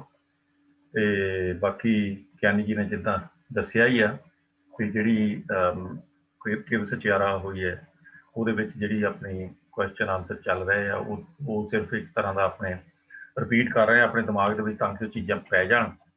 ਤੇ ਨਾਲੇ ਨਾਲ ਜਿੱਦਾਂ ਗਿਆਨੀ ਜੀ ਨੇ ਕਿਹਾ ਫਿਰ ਉਹੋ ਹੀ ਤੁਸੀਂ ਆਨਸਰ ਦਿਓ ਜਿਹੜੇ ਉੱਥੇ ਲਿਖੇ ਹੋਏ। ਇਹਦਾ ਮਤਲਬ ਇਹ ਨਹੀਂ ਹੈਗਾ ਕਿ ਤੁਸੀਂ ਦੂਸਰਾ ਨਹੀਂ ਸੋਚ ਸਕਦੇ, ਤੁਸੀਂ ਆਪਣੇ ਆਪ ਨਾਲ ਐਕਸਪੈਂਡ ਕਰ ਸਕਦੇ। ਜਿੱਦਾਂ ਕਲਾਸ ਦੇ ਵਿੱਚ ਬਹੁਤ ਐਕਸਪਲੇਨੇਸ਼ਨ ਦਿੱਤੀਆਂ, ਬਹੁਤ ਵਧੀਆ ਐਕਸਪਲੇਨੇਸ਼ਨ ਦਿੱਤੀਆਂ ਆ, ਇਹ ਵਧੀਆ ਗੱਲ ਹੈ। ਪਰ ਇੱਕ ਸਾਰਤਾ ਹੋਣ ਵਾਸਤੇ ਉਹ ਜਿੱਦਾਂ ਗਿਆਨੀ ਜੀ ਕਹਿੰਦੇ ਉਹ ਤਾਂ ਹੀ ਤੁਸੀਂ ਕਰਿਓ। ਧੰਨਵਾਦ। ਤੇ ਸਾਡੇ ਨਾਲ ਕੁਲਦੀਪ ਕੌਰ ਤੇ ਸੁਰਿੰਦਰ ਕੌਰ ਜੀ ਹੈਗੇ। ਪਹਿਲਾਂ ਕੁਲਦੀਪ ਕੌਰ ਜੀ ਤੁਸੀਂ ਆਪਣਾ ਸਵਾਲ ਰੱਖੋ ਜਾਂ ਸਵਾਲ ਜੋ ਕਰਨਾ। ਕਹਿੰਦੇ ਜੀ ਆਪਾਂ ਕੱਲ ਪੜਿਆ ਸੀ, ਤਿਸ ਭਾਵੇ ਤਾਂ ਕਰੇ ਵਿਸਥਾਰ, ਤਿਸ ਭਾਵੇ ਤਾਂ ਏਕੰਕਾਰ। ਇਹ ਤਾਂ ਆ ਕਿ ਤਾਂ ਆ ਬਿੰਦੀ ਲਾ ਕੇ? ਹਾਂ, ਤਾਂ ਤੱਤੇ ਨਾਲ ਬਿੰਦੀ ਲਾ ਕੇ। ਬਿੰਦੀ ਲਾ ਕੇ। ਅੱਛਾ, ਇੱਕ ਤਾਂ ਮੈਂ ਇਹ ਪੁੱਛਣਾ ਸੀ। ਇੱਕ ਗਿਆਨੀ ਜੀ, ਇੱਕ ਆਹ ਜਿਹੜਾ ਭੂਤ ਵਰਡ ਆਇਆ ਜੀਵ, ਇਹ ਕਿੱਥੋਂ ਆਇਆ? ਭੂਤ ਦਾ ਮਤਲਬ ਜੀਵ, ਇਹ ਕੌਣ ਕਹਿੰਦਾ? ਇਹ ਭੂਤ ਸ਼ਬਦ ਇੱਕ ਮਿੰਟ ਮੈਂ ਕੱਟ ਲਵਾਂ। ਤੁਸੀਂ ਇੱਕ ਦਿਨ ਦੱਸਿਆ ਕਿ ਇਹਦੇ ਕਾਫੀ ਸਾਰੇ ਮੀਨਿੰਗ ਹੈਗੇ ਨੇ, ਪਰ ਇਹ ਜੀਵ ਇਹਦਾ ਮਤਲਬ ਕਿੱਥੋਂ? ਇਹ ਨਾ ਅਸੀਂ ਇਹ ਨਹੀਂ ਕਹਿ ਸਕਦੇ ਕਿ ਕਿੱਥੋਂ ਆਇਆ ਹੈ, ਕਿਉਂਕਿ ਉਹ ਇੱਕ ਸ਼ਬਦ ਦੇ ਮੀਨਿੰਗ ਨਾ ਹੁੰਦੇ ਨੇ ਬਹੁਤ ਸਾਰੇ। ਤਾਂ ਭੂਤ ਸ਼ਬਦ ਦੇ ਜਿਹੜੇ ਗੁਰਬਾਣੀ ਦੇ ਵਿੱਚ ਮੀਨਿੰਗ ਨੇ, ਭੂਤ ਦਾ ਮਤਲਬ ਇੱਕ ਤਾਂ ਤੱਤ ਹੈਗਾ, ਪੰਜ ਭੂਤ ਸੱਚ ਭੈ ਰਾਤੇ, ਜੋਤ ਸੱਚੀ ਮਨ ਮਾਹੇ। ਤੇ ਭੂਤ ਸ਼ਬਦ ਪ੍ਰੇਤ ਆਤਮਾ ਵਾਸਤੇ ਵੀ ਲੋਕ ਵਰਤਦੇ ਨੇ, ਕਈ ਕੋਟ ਭੂਤ ਪ੍ਰੇਤ ਵਗੈਰਾ। ਕੋਈ ਆਖੇ ਭੂਤ ਨਾ ਕੋ ਕਹੇ ਬੇਤਾਲਾ, ਉਹ ਤੇ ਸੁਣਿਆ। ਹਾਂਜੀ। ਤੇ ਰੂਪ ਵੀ ਵਰਤਦੇ ਨੇ, ਸਾਰ ਭੂਤ ਸਤ ਹਰ ਕੋ ਨਾਉ। ਇੱਥੇ ਭੂਤ ਦਾ ਮਤਲਬ ਹੈਗਾ ਰੂਪ। ਤੇ ਚੌਥਾ ਭੂਤ ਦਾ ਅਰਥ ਹੈਗਾ ਹਸਤੀ। ਸਰਬ ਭੂਤ ਆਪ ਵਰਤਾਰਾ, ਕਿ ਸਾਰੇ ਜਿਹੜੀ ਹਸਤੀ ਹੈ ਵਰਤਾਰਾ ਜੀਵ, ਇਹਨਾਂ ਵਿੱਚ ਰੱਬ ਵਸਦਾ ਹੈ। ਤੇ ਭੂਤ ਲੰਘ ਚੁੱਕੇ ਸਮੇਂ ਨੂੰ ਵੀ ਕਹਿੰਦੇ ਨੇ। ਭਵ ਭੂਤ ਭਾਵ ਸਮਭਿਅੰ, ਇੱਥੇ ਭੂਤ ਦਾ ਮਤਲਬ ਲੰਘ ਗਿਆ ਜਿਹੜਾ ਸਮਾਂ। ਤੇ ਛੇਵਾਂ ਅਰਥ ਹੈਗਾ ਪ੍ਰਿਥਵੀ ਆਦਿਕ ਤਤ, ਪੰਚਵੀਂ ਪੰਚ ਭੂਤ ਬੇਤਾਲਾ, ਇੱਥੇ ਭੂਤ ਦਾ ਮਤਲਬ ਤਤ ਹੈਗਾ। ਤੇ ਭਾਈ ਕਾਨ ਸਿੰਘ ਨਾਭਾ ਨੇ ਇਹਦੇ ਜਿਹੜੇ ਨੇ 16 ਅਰਥ ਦਿੱਤੇ ਨੇ ਆਪਣੇ ਮਹਾਨ ਕੋਸ਼ ਦੇ ਵਿੱਚ। ਇਹ ਜਿਹੜੇ ਮੈਂ ਤੁਹਾਨੂੰ 6 ਅਰਥ ਦੱਸੇ ਨੇ, ਇਹ ਡਾਕਟਰ ਗੁਰਚਰਨ ਸਿੰਘ ਜੀ ਦੇ ਨੇ। ਔਰ ਜਿਹੜੇ ਭਾਈ ਕਾਨ ਸਿੰਘ ਨਾਭਾ ਜੀ ਨੇ ਉਹ ਇਹਦੇ 16 ਅਰਥ ਦੱਸ ਰਹੇ ਨੇ। ਇੱਕ ਜੱਟ ਜਾਤ ਦਾ ਵੀ ਨਾਮ ਹੈ ਭੂਤ, ਤੇ ਭੂਤ ਦਾ ਮਤਲਬ ਭਇਆ ਬੀਤਿਆ ਹੋਇਆ ਸਮਾਂ ਵੀ ਹੈ। ਭੂਤ ਦਾ ਮਤਲਬ ਜਿਹਾ ਵੀ ਇਹ ਸਮਾਨ, ਸਾਰ ਭੂਤ ਸਤ ਹਰ ਕੋ ਨਾਉ। ਤੇ ਹੋਇਆ ਜਿਵੇਂ ਭਇਆ, ਪੰਚ ਦੂਤ ਕਰ ਭੂਤ ਵਸ, ਭਾਈ ਗੁਰਦਾਸ ਜੀ। ਤੇ ਪੰਜਵਾਂ ਅਰਥ ਇਹਦਾ ਹੈਗਾ ਕਿ ਬੀਤਿਆ ਹੋਇਆ ਸਮਾਂ, ਭੂਤ ਭਵਿੱਖ ਭਵਾਨ ਅਪੈ ਹੈ। ਔਰ ਛੇਵਾਂ ਹੈ ਪ੍ਰਿਥਵੀ ਆਦਿਕ ਤਤ, ਪੰਜ ਭੂਤ ਕਰ ਸਾਜੀ ਦੇਹੀ। ਸਤਵਾਂ ਅਰਥ ਹੈਗਾ ਕਾਮ ਕ੍ਰੋਧ ਪੰਜ ਭੂਤ ਸੱਚ ਭੈ ਰਤੇ। ਅੱਠਵਾਂ ਹੈਗਾ ਸ਼ਬਦ ਸਪਰਸ਼ ਆਦਿਕ ਵਿਸ਼ੇ, ਪੰਜ ਭੂਤ ਸਬਲ ਹੈ ਦੇਹੀ। ਨੌਵਾਂ ਅਰਥ ਹੈਗਾ ਜੀਵ ਜਾਂ ਪ੍ਰਾਣੀ, ਸਰਬ ਭੂਤ ਪਾਰ ਬ੍ਰਹਮ ਕਰ ਮੰਨਿਆ। 10ਵਾਂ ਹੈਗਾ ਭੂਤਨਾ। ਮਹਾਭਾਰਤ ਤੇ ਵਾਯੂ ਪੁਰਾਣ ਵਿੱਚ ਲਿਖਿਆ ਹੈ ਕਿ ਦਕਸ਼ ਦੀ ਪੁੱਤਰੀ ਕ੍ਰੋਧਾ ਦੇ ਉਦਰ ਤੋਂ ਕਸ਼ਯਪ ਦੀ ਔਲਾਦ ਜਿਹੜੇ ਨੇ ਉਹ ਭੂਤ ਨੇ, ਜੋ ਸ਼ਿਵਦੀ ਦੇ ਅਰਦਲ ਵਿੱਚ ਰਹਿੰਦੇ ਨੇ। ਤੇ 11ਵਾਂ ਹੈਗਾ ਭੂਤ ਦਾ ਅਰਥ ਸ਼ਿਵ, ਔਰ ਪ੍ਰਾਣ ਰਹਿਤ ਦੇਹ, ਉਹਨੂੰ ਵੀ ਭੂਤ ਕਹਿ ਦਿੰਦੇ ਨੇ। ਤੇ ਅਗਲਾ ਹੈਗਾ ਸੰਸਾਰ, ਜਗਤ। 13ਵਾਂ ਅਰਥ ਹੈਗਾ ਨਿਆਂ ਜਾਂ ਇਨਸਾਫ। 14ਵਾਂ ਭੂਤ ਸ਼ਬਦ ਦਾ ਅਰਥ ਹੈਗਾ ਤੱਤਵ, ਸਾਰ ਜਾਂ ਨਿਚੋੜ। ਤੇ 15ਵਾਂ ਹੈਗਾ ਸੱਤਿਆ, ਸੱਚ। ਤੇ 16ਵਾਂ ਅਰਥ ਹੈਗਾ ਮਹੀਨੇ ਦਾ ਹਨੇਰਾ ਪੱਖ, ਜਿਹਨੂੰ ਅਸੀਂ ਵਦੀ ਕਹਿ ਦਿੰਦੇ ਆ। ਤਾਂ ਇਸ ਤਰ੍ਹਾਂ ਭੂਤ ਸ਼ਬਦ ਵਿਦਵਾਨਾਂ ਨੇ ਕਈ ਅਰਥਾਂ ਦੇ ਵਿੱਚ ਵਰਤਿਆ। ਪੰਜਾਬੀ ਦਾ ਵਰਡ ਹੀ ਹੈ ਗਿਆਨੀ ਜੀ? ਹਾਂਜੀ। ਭੂਤ ਪੰਜਾਬੀ ਦਾ ਹੀ ਵਰਡ ਹੈ? ਇਹ ਪੰਜਾਬੀ ਅਲੱਗ-ਅਲੱਗ ਵਰਡ ਨੇ। ਭੂਤ ਨੂੰ ਤੁਸੀਂ ਪੰਜਾਬੀ ਦਾ ਕਹਿ ਦਿਓ ਜਾਂ ਕੋਈ ਵੀ ਕਹਿ ਲਓ, ਲੇਕਿਨ ਇਹਦੇ ਅਰਥ ਜਿਹੜੇ ਨੇ ਬਹੁਤ ਸਾਰੇ ਨੇ। ਮਤਲਬ ਥੈਂਕ ਯੂ। ਹਾਂਜੀ ਗਿਆਨੀ ਜੀ, ਉਦਾਂ ਵੈਸੇ ਜਿਹੜੇ 16 ਅਰਥ ਤੁਸੀਂ ਦੱਸੇ ਆ, ਇਹ ਕਨਫਿਊਜ਼ਿੰਗ ਆ ਸਾਰਿਆਂ ਵਾਸਤੇ, ਕਿਉਂਕਿ ਤੁਸੀਂ ਕਿੱਥੇ ਕਿੱਥੇ, ਸਾਨੂੰ ਤਾਂ ਪਤਾ ਨਹੀਂ ਲੱਗਣਾ ਵੀ ਆਪਾਂ ਕਿੱਥੇ ਲਾਉਣਾ ਕਿਸ ਅਰਥ ਨੂੰ। ਮੈਂ ਏਦਾਂ ਸੋਚਦਾ ਸੀਗਾ ਹੁਣ ਵੀ ਜਦੋਂ ਇਹ ਭੂਤ ਲਫ਼ਜ਼ ਪਹਿਲਾਂ, ਸਭ ਤੋਂ ਪਹਿਲਾਂ ਆਇਆ ਹੋਊਗਾ, ਕਿਸੇ ਨੇ ਕਿਸੇ ਚੀਜ਼ ਵਾਸਤੇ ਇੱਕ ਲਫ਼ਜ਼ ਵਰਤਿਆ ਭੂਤ, ਹਾਂਜੀ, ਉਹਦੇ ਬਾਅਦ ਚ ਹੋ ਸਕਦਾ 6 ਮਹੀਨੇ ਸਾਲ ਬਾਅਦ ਕਿਸੇ ਨੇ ਹੋਰ ਸੈਕੰਡ ਵਰਜ਼ਨ ਉਹਨਾਂ ਨੇ ਕਰਤੀ ਕੋਈ, ਹਾਂਜੀ, ਏਦਾਂ ਕਰਦੇ ਕਰਦੇ ਹੁਣ 16 ਵਰਜ਼ਨਾਂ ਹੋ ਗਈਆਂ। ਹਾਂਜੀ, ਤੇ ਇਹਦੇ ਨਾਲ ਏਦਾਂ ਕਨਫਿਊਜ਼ਿੰਗ ਹੈਗਾ ਵੀ ਜੇ ਅਸੀਂ ਇਹਨਾਂ 16 ਦੇ ਵਿੱਚੋਂ ਜਦੋਂ ਆਪਾਂ ਗੁਰਬਾਣੀ ਪੜ੍ਹਦੇ ਹਾਂ, ਉਹਦੇ ਵਿੱਚੋਂ ਕਈ ਕੁਝ ਲੱਭਣਾ ਪੈਣਾ ਤਾਂ ਕਿ ਅਸੀਂ ਉਹਨੂੰ ਉੱਥੇ ਲਾ ਸਕੀਏ, ਜੇ ਇਹਨਾਂ 16 ਦੇ ਵਿੱਚੋਂ ਇੱਕ ਨੂੰ ਲਾਉਣਾ ਹੋਵੇ। ਠੀਕ ਹੈ ਜੀ। ਤੇ ਉਹ ਸਾਡੇ ਨਾਲ ਥੋੜਾ ਕਨਫਿਊਜ਼ਿੰਗ ਹੈ ਸਾਡੇ ਵਾਸਤੇ, ਕਿਉਂਕਿ ਸਾਨੂੰ ਪਤਾ ਨਹੀਂ ਲੱਗਣਾ ਅਨਲੈਸ ਕਿ ਅਸੀਂ ਪਹਿਲੀਆਂ 5-4 ਲਾਈਨਾਂ ਪੜ੍ਹੀਏ, ਗਾਹਾਂ ਦੀਆਂ 5-4 ਲਾਈਨਾਂ ਪੜ੍ਹੀਏ, ਤਾਂ ਹੋ ਸਕਦਾ ਵੀ ਸਾਡੀ ਸਮਝ 'ਚ ਬੈਟਰ ਪੈ ਜਾਵੇ। ਸਾਨੂੰ ਸਮਝ ਲੱਗੇ ਕਿ ਕਿਹੜੀ ਗੱਲ ਹੋ ਰਹੀ ਹੈ, ਕਿਹੜੀ ਗੱਲ ਹੋ ਰਹੀ ਹੈ, ਕਿਹੜਾ ਹਾਂਜੀ। ਗੁਰਬਾਣੀ ਦੇ ਵਿੱਚ ਨਾ ਜਿਹੜੇ ਨੇ 5-6 ਅਰਥਾਂ ਦੇ ਵਿੱਚ ਭੂਤ ਸ਼ਬਦ ਆਇਆ, ਉਹ ਆਪਾਂ ਵਿਚਾਰ ਰਹੇ ਹਾਂ। ਜਿਵੇਂ ਸਰਬ ਭੂਤਾ ਵਰਤਾਰਾ, ਇੱਥੇ ਜੀਵ ਹੈਗਾ, ਤਾਂ ਉਹ ਭਾਈ ਕਾਨ ਆਪਣਾ ਪ੍ਰੋਫੈਸਰ ਸਾਹਿਬ ਸਿੰਘ ਜੀ ਨੇ ਨਾਲ ਦੇ ਨਾਲ ਅਰਥ ਦੇ ਹੀ ਦਿੱਤੇ ਨੇ। ਸਾਨੂੰ ਇਹਨੇ ਬਹੁਤੇ ਚੱਕਰ ਚ ਪੈਣ ਦੀ ਲੋੜ ਨਹੀਂ ਹੈ। ਬਾਕੀ ਇਹਨਾਂ ਧਿਆਨ ਰੱਖਣ ਦੀ ਲੋੜ ਹੈ ਵੀ ਜਿਹੜਾ ਉਹ ਭੂਤ ਚੰਬੜਨ ਵਾਲੇ ਨੇ ਉਹ ਨਹੀਂ ਹੈਗੇ, ਉਹਨਾਂ ਨੂੰ ਗੁਰਬਾਣੀ ਨੇ ਰੱਦ ਕੀਤਾ। ਉਹ ਭੂਤ ਪ੍ਰੇਤ ਉਹ ਚੀਜ਼ ਨਾ ਹੈ ਨਹੀਂ, ਜਿਹੜੇ ਲੋਕਾਂ ਨੇ ਮੰਨਿਆ, ਲੇਕਿਨ ਗੁਰਬਾਣੀ ਨੇ ਉਹਨਾਂ ਚੀਜ਼ਾਂ ਨੂੰ ਨਹੀਂ ਮੰਨਿਆ। ਉਸ ਮਨੌਤ ਨੂੰ ਆਪਣੇ ਅੰਦਰੋਂ ਖਤਮ ਕਰ ਦੇਣਾ। ਬਾਕੀ ਜਿੱਥੇ ਵੀ ਕੋਈ ਅਰਥ ਆਏਗਾ ਸ਼ਬਦ ਦਾ, ਭੂਤ ਦਾ, ਤਾਂ ਉਹ ਜਦੋਂ ਤੁਸੀਂ ਅੱਗੇ ਪਿੱਛੇ ਪੜੋਗੇ ਤੁਹਾਨੂੰ ਉਹਦਾ ਪਤਾ ਲੱਗ ਜਾਏਗਾ। ਦੋ ਮੀਨਿੰਗ ਦਾ ਤਾਂ ਪਤਾ ਸੀ ਨਾ, ਕਿ ਭੂਤ ਕਾਲ ਤੇ ਭੂਤ ਪ੍ਰੇਤ, ਦੋ ਦਾ ਤੇ ਸਾਨੂੰ ਪਤਾ। ਸੋ ਇਹ ਭੂਤ ਜੀਵ ਹੁਣ ਸਾਨੂੰ ਹੁਣ ਸਿੱਖਿਆ ਸੀ। ਇੱਕ ਦੋ ਸ਼ਬਦ ਹੈਗੇ ਨੇ ਜਿਹਦੇ 20-22 ਅਰਥ ਨੇ, ਮਤਲਬ ਅਰਥਾਂ ਵਿੱਚ ਵਰਤਿਆ ਹੈ। ਕਿਉਂਕਿ ਲਿਟਰੇਚਰ ਦਾ ਨਾ ਇੱਕ ਨਿਯਮ ਹੁੰਦਾ ਹੈ ਕਿ ਸ਼ਬਦ ਘੜਦਾ ਤੇ ਕੋਈ ਹੈ। ਜਦੋਂ ਹੁਣ ਕੋਈ ਪਹਿਲਾ ਸ਼ਬਦ ਘੜਿਆ ਹੋਵੇਗਾ, ਜਿਵੇਂ ਵੀਰ ਜੀ ਤਰਲੋਚਨ ਸਿੰਘ ਜੀ ਕਹਿ ਰਹੇ ਸਨ, ਤਾਂ ਕਿਸੇ ਇੱਕ ਨੇ ਘੜਿਆ ਹੋਣਾ ਭੂਤ ਸ਼ਬਦ ਕਿਸੇ ਕੰਮ ਵਾਸਤੇ, ਲੇਕਿਨ ਦੂਜਾ ਜਿਹੜਾ ਬੰਦਾ ਨਾ, ਉਹ ਭੂਤ ਸ਼ਬਦ ਕਿਸੇ ਹੋਰ ਅਰਥ ਵਾਸਤੇ ਵਰਤ ਸਕਦਾ। ਇਹ ਖੁੱਲ ਹੁੰਦੀ ਹੈ ਲਿਟਰੇਚਰ ਵਿੱਚ। ਜ਼ਰੂਰੀ ਨਹੀਂ ਵੀ ਉਹ ਇੱਕ ਹੀ ਉਹਦਾ ਅਰਥ ਰਵੇਗਾ। ਜਿਵੇਂ ਪਾਣੀ ਹੈ, ਤਾਂ ਪਾਣੀ ਨੂੰ ਕੋਈ ਨੀਰ ਕਹਿੰਦਾ, ਕੋਈ ਵਾਟਰ ਕਹਿੰਦਾ, ਕੋਈ ਆਪ ਕਹਿੰਦਾ, ਕੋਈ ਜਲ ਕਹਿੰਦਾ, ਤਾਂ ਉਹ ਵਰਤ ਸਕਦਾ ਮਤਲਬ। ਤੇ ਬਾਕੀ ਮਤਲਬ ਇੱਕ ਸ਼ਬਦ ਨੂੰ ਕਈ ਅਰਥਾਂ ਵਿੱਚ ਵੀ ਵਰਤ ਸਕਦਾ। ਗੁਰਬਾਣੀ ਦੇ ਵਿੱਚ ਵੀ ਵਰਤੇ ਨੇ, ਜਿਵੇਂ ਫਾਰ ਐਗਜ਼ਾਮਪਲ ਮੂਰਤ ਸ਼ਬਦ ਹੈ, ਮੂਰਤ, ਤਾਂ ਮੂਰਤ ਦੇ ਵੀ 5-6 ਅਰਥਾਂ ਵਿੱਚ ਵਰਤਿਆ। ਨਾਨਕ ਮੂਰਤ ਚਿੱਤਰ ਜਿਉ ਛਾੜਿਤ ਨਾਹਿਨ ਭੀਤ, ਉੱਥੇ ਮੂਰਤ ਦਾ ਮਤਲਬ ਤਸਵੀਰ। ਲੇਕਿਨ ਭਗਤ ਕਬੀਰ ਜੀ ਜਦੋਂ ਵਰਤ ਰਹੇ ਨੇ ਪਾਖੰਡ ਗੱਡ ਕੇ ਮੂਰਤ ਕੀਨੀ, ਇੱਥੇ ਮੂਰਤ ਦਾ ਮਤਲਬ ਹੋ ਗਿਆ ਪੱਥਰ ਦੀ ਮੂਰਤੀ। ਤੇ ਜਦੋਂ ਮੂਲ ਮੰਤਰ ਵਿੱਚ ਮੂਰਤ ਸ਼ਬਦ ਆਇਆ, ਅਕਾਲ ਮੂਰਤ, ਉੱਥੇ ਮੂਰਤ ਦਾ ਮੀਨਿੰਗ ਹੈਗਾ ਹਸਤੀ। ਜਦੋਂ ਬਿਲਾਵਲ ਰਾਗ ਵਿੱਚ ਗੁਰੂ ਅਰਜਨ ਦੇਵ ਜੀ ਵਰਤਦੇ ਨੇ ਗੁਰ ਕੀ ਮੂਰਤ ਮਨ ਮੈਂ ਧਿਆਨ, ਉੱਥੇ ਮੂਰਤ ਦਾ ਮਤਲਬ ਹੈਗਾ ਗੁਰੂ ਦੀ ਸਿੱਖਿਆ। ਤੇ ਜਦੋਂ ਮਾਝ ਰਾਗ ਵਿੱਚ ਗੁਰੂ ਜੀ ਵਰਤਦੇ ਨੇ ਮਹਾ ਦਿਵਸ ਮੂਰਤ ਭਲੇ, ਉੱਥੇ ਮੂਰਤ ਦਾ ਮਤਲਬ ਹੈਗਾ ਮਹੂਰਤ। ਤਾਂ ਇਸ ਤਰ੍ਹਾਂ ਇੱਕ ਸ਼ਬਦ ਨੂੰ ਕਈ ਅਰਥਾਂ ਦੇ ਵਿੱਚ ਜਿਹੜਾ ਉਹ ਵਰਤਿਆ ਹੁੰਦਾ। ਉਹਦਾ ਜਦੋਂ ਅਸੀਂ ਪ੍ਰਕਰਨ ਵਿੱਚ ਵੇਖਦੇ ਹਾਂ ਤਾਂ ਸਾਨੂੰ ਉਹਦੀ ਸਮਝ ਆ ਜਾਂਦੀ। ਠੀਕ ਹੈ, ਧੰਨਵਾਦ ਜੀ। ਤੇ ਸੁਰਿੰਦਰ ਕੌਰ 2, ਹਾਂਜੀ ਤੁਸੀਂ ਕਰੋ ਗੱਲ। ਹਾਂਜੀ ਗਿਆਨੀ ਜੀ, ਮੈਂ ਅੱਜ ਦੀ ਕਥਾ ਵਿੱਚੋਂ ਹੀ ਥੋੜਾ ਜਿਹਾ ਐਕਸਪਲੇਨੇਸ਼ਨ ਚਾਹੁੰਦੀ ਹਾਂ ਕਿ ਜਿੱਦਾਂ ਤੁਸੀਂ ਸਮਝਾਇਆ ਕਿ ਅਸੀਂ ਸਾਰੇ ਇੱਕ ਰੱਬ ਦਾ ਹੀ ਸਰੀਰ ਦੇ ਅੰਗ ਆ, ਡਿਫਰੈਂਟ ਤੇ ਸਾਡੇ ਅੰਗ ਹੈ, ਜਿੱਦਾਂ ਕੰਨ ਹੈ, ਉਂਗਲਾਂ। ਇਹ ਨਹੀਂ ਕਿ ਮੈਂ ਪੋਜ਼ਿਟਿਵ ਨਹੀਂ ਹੋਣਾ ਚਾਹੁੰਦੀ। ਜੇ ਹੁਣ ਆਪਣੇ ਹੱਥ ਦੇ ਉੱਤੇ ਕੋਈ ਫੋੜਾ ਫਿੰਸੀ ਨਿਕਲੀ ਹੈ ਤਾਂ ਕੀ ਆਪਾਂ ਉਹਨਾਂ ਨੂੰ ਰਿਮੂਵ ਨਹੀਂ ਕਰਨਾ ਚਾਹੁੰਦੇ? ਉਸੇ ਤਰ੍ਹਾਂ ਮਤਲਬ ਜੇ ਕੋਈ ਮਾੜੇ ਕਰਮਾਂ ਵਾਲਾ ਇਨਸਾਨ ਹੈ ਜਾਂ ਹੋਰ, ਫਿਰ ਉਹਦਾ ਅੰਤ ਤਾਂ ਹੁੰਦਾ ਹੀ ਹੈ। ਜਿਸ ਤਰ੍ਹਾਂ ਕਿ ਗੁਰੂ ਗੋਬਿੰਦ ਸਿੰਘ ਜੀ ਦੀ ਕਹਿਣੀ ਹੈ, ਮੈਨੂੰ ਪੰਜਾਬੀ ਚ ਤਾਂ ਉਹਦੀ ਵਰਡਿੰਗ ਯਾਦ ਨਹੀਂ, ਕਿ all modes of redressing a wrong ਮੈਂ fail। ਸਮਝਿਆ ਗੱਲ ਭੈਣ ਤੁਹਾਡੀ। ਦੇਖੋ ਨਾ, ਹਾਂਜੀ। ਕਾਮਨ ਸੈਂਸ ਹੈਗੀ ਹੈ। ਜੇ ਸਾਡੇ ਸਰੀਰ ਦੇ ਅੰਗ ਦੇ ਉੱਤੇ ਕੋਈ ਚੀਜ਼ ਗੜਬੜ ਹੋ ਜਾਂਦੀ ਤੇ ਅਸੀਂ ਉਸ ਸਰੀਰ ਦੇ ਅੰਗ ਨੂੰ ਕੱਟ ਦਿੰਦੇ ਆ। ਇਹ ਤਾਂ ਕਾਮਨ ਸੈਂਸ ਹੈਗੀ ਹੈ। ਇਹ ਗੱਲ ਹੈਗੀ ਸਾਰਿਆਂ ਵਾਸਤੇ ਕਿ ਸਾਰੇ ਇਸ ਚੀਜ਼ ਨੂੰ ਸਮਝ ਕੇ ਅਮਲ ਕਰਨ, ਔਰ ਫਿਰ ਅਸੀਂ ਇਹੋ ਜਿਹੇ ਹੋ ਸਕਦੇ ਹਾਂ। ਅਸੀਂ ਇੱਕ ਦੂਜੇ ਦੇ ਦੁੱਖ ਦਰਦ ਨੂੰ ਸਮਝੀਏ, ਮਹਿਸੂਸ ਕਰੀਏ, ਤਾਂ ਇਹੋ ਜਿਹੀ ਜ਼ਿੰਦਗੀ ਹੋ ਸਕਦੀ ਹੈ। ਹੁਣ ਗੁਰੂ ਜੀ ਨੇ ਸਾਨੂੰ ਉਸ ਵਹਿਮ ਚੋਂ ਕੱਢਿਆ ਵੀ ਜਿਹੜਾ ਰੱਬ ਉੱਤੇ ਬਹਿ ਕੇ ਕੰਟਰੋਲ ਕਰਦਾ ਪਿਆ, ਉਹਨੂੰ ਪਾਉਣ ਵਾਸਤੇ ਤੁਸੀਂ ਯਤਨ ਕਰ ਰਹੇ ਹੋ। ਫਿਰ ਅੱਗੇ ਮਰਨ ਤੋਂ ਬਾਅਦ ਮੁਕਤੀ ਹੋਏਗੀ। ਜੇ ਤੁਸੀਂ ਅਦਾਨ ਪੁੰਨ ਕਰੋਗੇ ਤੇ ਉਹ ਰੱਬ ਜਿਹੜਾ ਖੁਸ਼ ਹੋਏਗਾ ਜਾਂ ਕੁਛ ਹੈਗਾ। ਸਾਨੂੰ ਗੁਰੂ ਜੀ ਨੇ ਉਸ ਵਹਿਮ ਚੋਂ ਕੱਢ ਕੇ ਦੱਸਿਆ ਕਿ ਸਾਰਾ ਦਿਸਦਾ ਜਗਤ ਉਸ ਰੱਬ ਦਾ ਰੂਪ ਹੈ।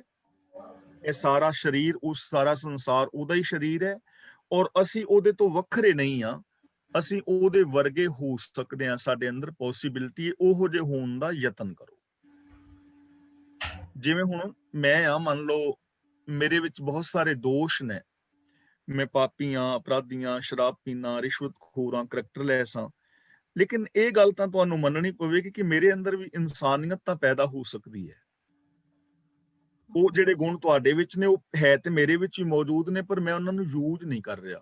ਇਸ ਲਈ ਗੁਰੂ ਜੀ ਸਾਨੂੰ ਇਹ ਸਮਝਾ ਰਹੇ ਨੇ ਕਿ ਤੁਸੀਂ ਉਸ ਰੱਬ ਦਾ ਅੰਗ ਹੈਗੇ ਹੋ। ਤੁਸੀਂ ਆਪਣੀ ਮਹਾਨਤਾ ਨੂੰ ਸਮਝੋ। ਮਨ, ਤੂੰ ਜੋਤ ਸਰੂਪ ਹੈ, ਆਪਣਾ ਮੂਲ ਪਛਾਣ। ਤਾਂ ਜਿਹੜਾ ਉਹ ਪਾਪੀ ਅਪਰਾਧੀ ਹੈ, ਉਹਨੂੰ ਇਹ ਗੱਲ ਅਹਿਸਾਸ ਕਰਾ ਰਹੇ ਨੇ ਵੀ ਤੂੰ ਪਾਪਾਂ ਵਿਕਾਰਾਂ ਚ ਨਾ ਪਾਓ, ਆਪਣੇ ਮੂਲ ਨੂੰ ਪਛਾਣ। ਤੇਰੇ ਅੰਦਰ ਐਡੀਆਂ ਵੱਡੀਆਂ ਪੋਸੀਬਿਲਿਟੀਜ਼ ਨੇ, ਇਹੋ ਜਿਹਾ ਬਣ। ਜੇ ਅਸੀਂ ਇਸ ਚੀਜ਼ ਨੂੰ ਜੇ ਲਵਾਂਗੇ ਤਾਂ ਫਿਰ ਸਾਨੂੰ ਥੋੜਾ ਜਿਹਾ ਉਹਦੇ ਨਾਲ ਸਹੂਲਤ ਹੋ ਜਾਵੇਗੀ। ਤੇ ਬਾਕੀ ਉਹ ਤੁਸੀਂ ਬਿਲਕੁਲ ਗੱਲ ਠੀਕ ਰਹੇ, ਕਾਮਨ ਸੈਂਸ ਹੈ। ਅਸੀਂ ਇਹ ਚੀਜ਼ਾਂ ਸੁਣ ਕੇ ਤੇ ਮੂਰਖ ਨਹੀਂ ਬਣਨਾ, ਸਿਆਣੇ ਬਣਨਾ। ਇਹਦਾ ਮਤਲਬ ਇਹ ਨਹੀਂ ਕਿਸੇ ਪਾਪੀ ਅਪਰਾਧੀ ਨੂੰ ਵੀ ਰੱਬ ਸਮਝ ਕੇ ਤੇ ਆਪਣੇ ਘਰ ਲਿਆ ਕੇ ਤੇ ਘਰ ਦੇ ਜੀ ਮਰਵਾ ਲਈਏ, ਐਵੇਂ ਨਹੀਂ ਹੈ। ਅਸੀਂ ਕਾਮਨ ਸੈਂਸ ਵੀ ਵਰਤਨੇ, ਦੀਜੇ ਬੁੱਧ ਵਿਵੇਕਾ। ਜਿਵੇਂ ਜਿਹੜੀ ਤੁਸੀਂ ਵਰਤ ਰਹੇ ਹੋ, ਇਹ ਕਾਮਨ ਸੈਂਸ ਹੈ, ਔਰ ਸਾਡੇ ਅੰਦਰ ਹੋਣੀ ਚਾਹੀਦੀ ਹੈ। ਔਰ ਸਾਨੂੰ ਰੱਬ ਵਰਗੇ ਬਣਨ ਦੀ ਟਰਾਈ ਕਰਨੀ ਚਾਹੀਦੀ। ਐਵੇਂ ਮੈਨੂੰ ਐਵੇਂ ਸਮਝ ਆਉਂਦੀ ਹੈ। ਤੁਸੀਂ ਇਹਦੇ ਬਾਰੇ ਕੀ ਕਹਿੰਦੇ ਹੋ? ਹਾਂਜੀ, ਠੀਕ ਹੈ। ਉਹੀ ਮੈਂ ਜਿੱਦਾਂ ਗੁਰੂ ਗੋਬਿੰਦ ਸਿੰਘ ਜੀ ਦੀ ਕਹਿਣੀ, ਉਹ ਜਿਹੜੀ ਵਿਚਾਰ ਹੈ ਉਹਦੇ ਤੇ ਆਉਣਾ ਚਾਹੁੰਦੀ ਸੀ ਕਿ all modes of redressing a wrong having failed, raising of sword is pious and just, ਹੈ ਨਾ। ਹਾਂਜੀ। ਸਾਰੇ ਤਰੀਕੇ ਜਦੋਂ ਤੁਸੀਂ ਅਪਣਾ ਲੈਂਦੇ ਹੋ, ਤੁਹਾਡਾ ਫੇਰ ਵੀ ਨਹੀਂ ਕੋਈ ਬਸ ਚੱਲਦਾ, ਤਾਂ ਫਿਰ ਤੁਹਾਨੂੰ ਕਈ ਵਾਰੀ ਹੋਰ ਰਸਤਾ ਲੈਣਾ ਪੈਂਦਾ। ਬਿਲਕੁਲ ਦਰੁਸਤ ਹੈ। ਦੇਖੋ, ਗੁਰੂ ਗੋਬਿੰਦ ਸਿੰਘ ਦੀ ਜ਼ਿੰਦਗੀ ਵੱਲ ਜਦੋਂ ਅਸੀਂ ਦੇਖਾਂਗੇ ਨਾ, ਤਾਂ ਗੁਰੂ ਗੋਬਿੰਦ ਸਿੰਘ ਨੇ ਇੱਕ ਵੀ ਹਮਲਾ ਆਪ ਨਹੀਂ ਕੀਤਾ ਕਿਸੇ ਤੇ, ਇੱਕ ਵੀ ਨਹੀਂ ਕੀਤਾ। ਸਿਰਫ ਸਾਹਿਬਜ਼ਾਦਾ ਅਜੀਤ ਸਿੰਘ ਦੀ ਅਗਵਾਈ ਦੇ ਵਿੱਚ ਇੱਕ ਪਿੰਡ ਤੇ ਉੱਤੇ ਹਮਲਾ ਕੀਤਾ ਹੈ, ਤੇ ਉਹ ਇਸ ਕਰਕੇ ਨਹੀਂ ਕਿ ਰਾਜ ਲੈਣ ਲਈ। ਉਹ ਵੀ ਕਿਸੇ ਬ੍ਰਾਹਮਣ ਦੀ ਨੌਜਵਾਨ ਘਰ ਵਾਲੀ ਸੀ, ਉਹਨਾਂ ਨੇ ਖੋਹ ਲਈ ਸੀ, ਤੇ ਉਹ ਆਣ ਕੇ ਇੱਥੇ ਰੋਇਆ ਕਲਪਿਆ, ਤੇ ਗੁਰੂ ਜੀ ਨੇ ਫੌਜ ਭੇਜ ਕੇ ਤੇ ਉਹਦੀ ਜਿਹੜੀ ਘਰ ਵਾਲੀ ਸੀ ਉਹ ਛੁਡਵਾਈ ਸੀ। ਯਾਨੀ ਗੁਰੂ ਜੀ ਨੇ ਕਿਸੇ ਤੇ ਕੋਈ ਹਮਲਾ ਨਹੀਂ ਕੀਤਾ ਹੈ, ਸਿਰਫ ਡਿਫੈਂਸ। ਜੇ ਕੋਈ ਤੁਹਾਡੇ ਉੱਤੇ ਆਣ ਕੇ ਚੜ ਆਉਂਦਾ ਹੈ ਤਾਂ ਉਹਦੇ ਵਾਸਤੇ ਤਾਂ ਤੁਹਾਨੂੰ ਲੜਨਾ ਪਵੇਗਾ, ਮਨੁੱਖੀ ਹੱਕਾਂ ਵਾਸਤੇ ਨਾ। ਵੀਰ ਰਸ ਦੇ ਰੂਪ ਵਿੱਚ ਕ੍ਰੋਧ ਨੂੰ ਵਰਤਣਾ ਦੱਸਿਆ ਕਿ ਆਪਣੀ ਤਾਕਤ ਨੂੰ ਪੋਜ਼ਿਟਿਵ ਵਾਸਤੇ ਵਰਤਣਾ, ਤਾਂ ਉਹ ਤੁਸੀਂ ਬਿਲਕੁਲ ਠੀਕ ਉੱਥੇ ਕਾਮਨ ਸੈਂਸ ਵਰਤਣੀ। ਅਸੀਂ ਇਹ ਨਹੀਂ ਕਿ ਆਣ ਕੇ ਤੁਹਾਡੀ ਕੋਈ ਬੇਇੱਜ਼ਤੀ ਕਰਦਾ ਨਜਾਇਜ਼ ਤੇ ਤੁਸੀਂ ਬੇਇੱਜ਼ਤੀ ਕਰਾਈ ਜਾਓ, ਐਵੇਂ ਨਹੀਂ। ਆਪਣੇ ਹੱਕਾਂ ਵਾਸਤੇ ਲੜਨਾ। ਹਾਂਜੀ, ਜਿੱਦਾਂ ਔਰੰਗਜ਼ੇਬ ਦਾ ਵੀ ਤਾਂ ਅੰਤ ਹੋਇਆ ਹੀ ਇਸੇ ਤਰ੍ਹਾਂ। ਹੁਣ ਦੇ ਵੀ ਜਿਹੜੇ ਆਪਾਂ, ਹੁਣ ਮੈਂ ਵਾਰੀ ਨਾਂ ਤਾਂ ਨਾ ਲਵਾਂ, ਉਹ ਵੀ ਅੰਤ ਆਏਗਾ ਹੀ। ਹਾਂਜੀ। ਕਾਮਨ ਸੈਂਸ ਵਰਤਣੀ ਬਹੁਤ ਜ਼ਰੂਰੀ ਹੈ। ਪਿਆਰੇ ਦੀਜੇ ਬੁੱਧ ਵਿਵੇਕਾ ਦਾ ਮਤਲਬ ਕਾਮਨ ਸੈਂਸ। ਬਿਲਕੁਲ ਠੀਕ ਤੁਸੀਂ ਕਹਿ ਰਹੇ ਹੋ।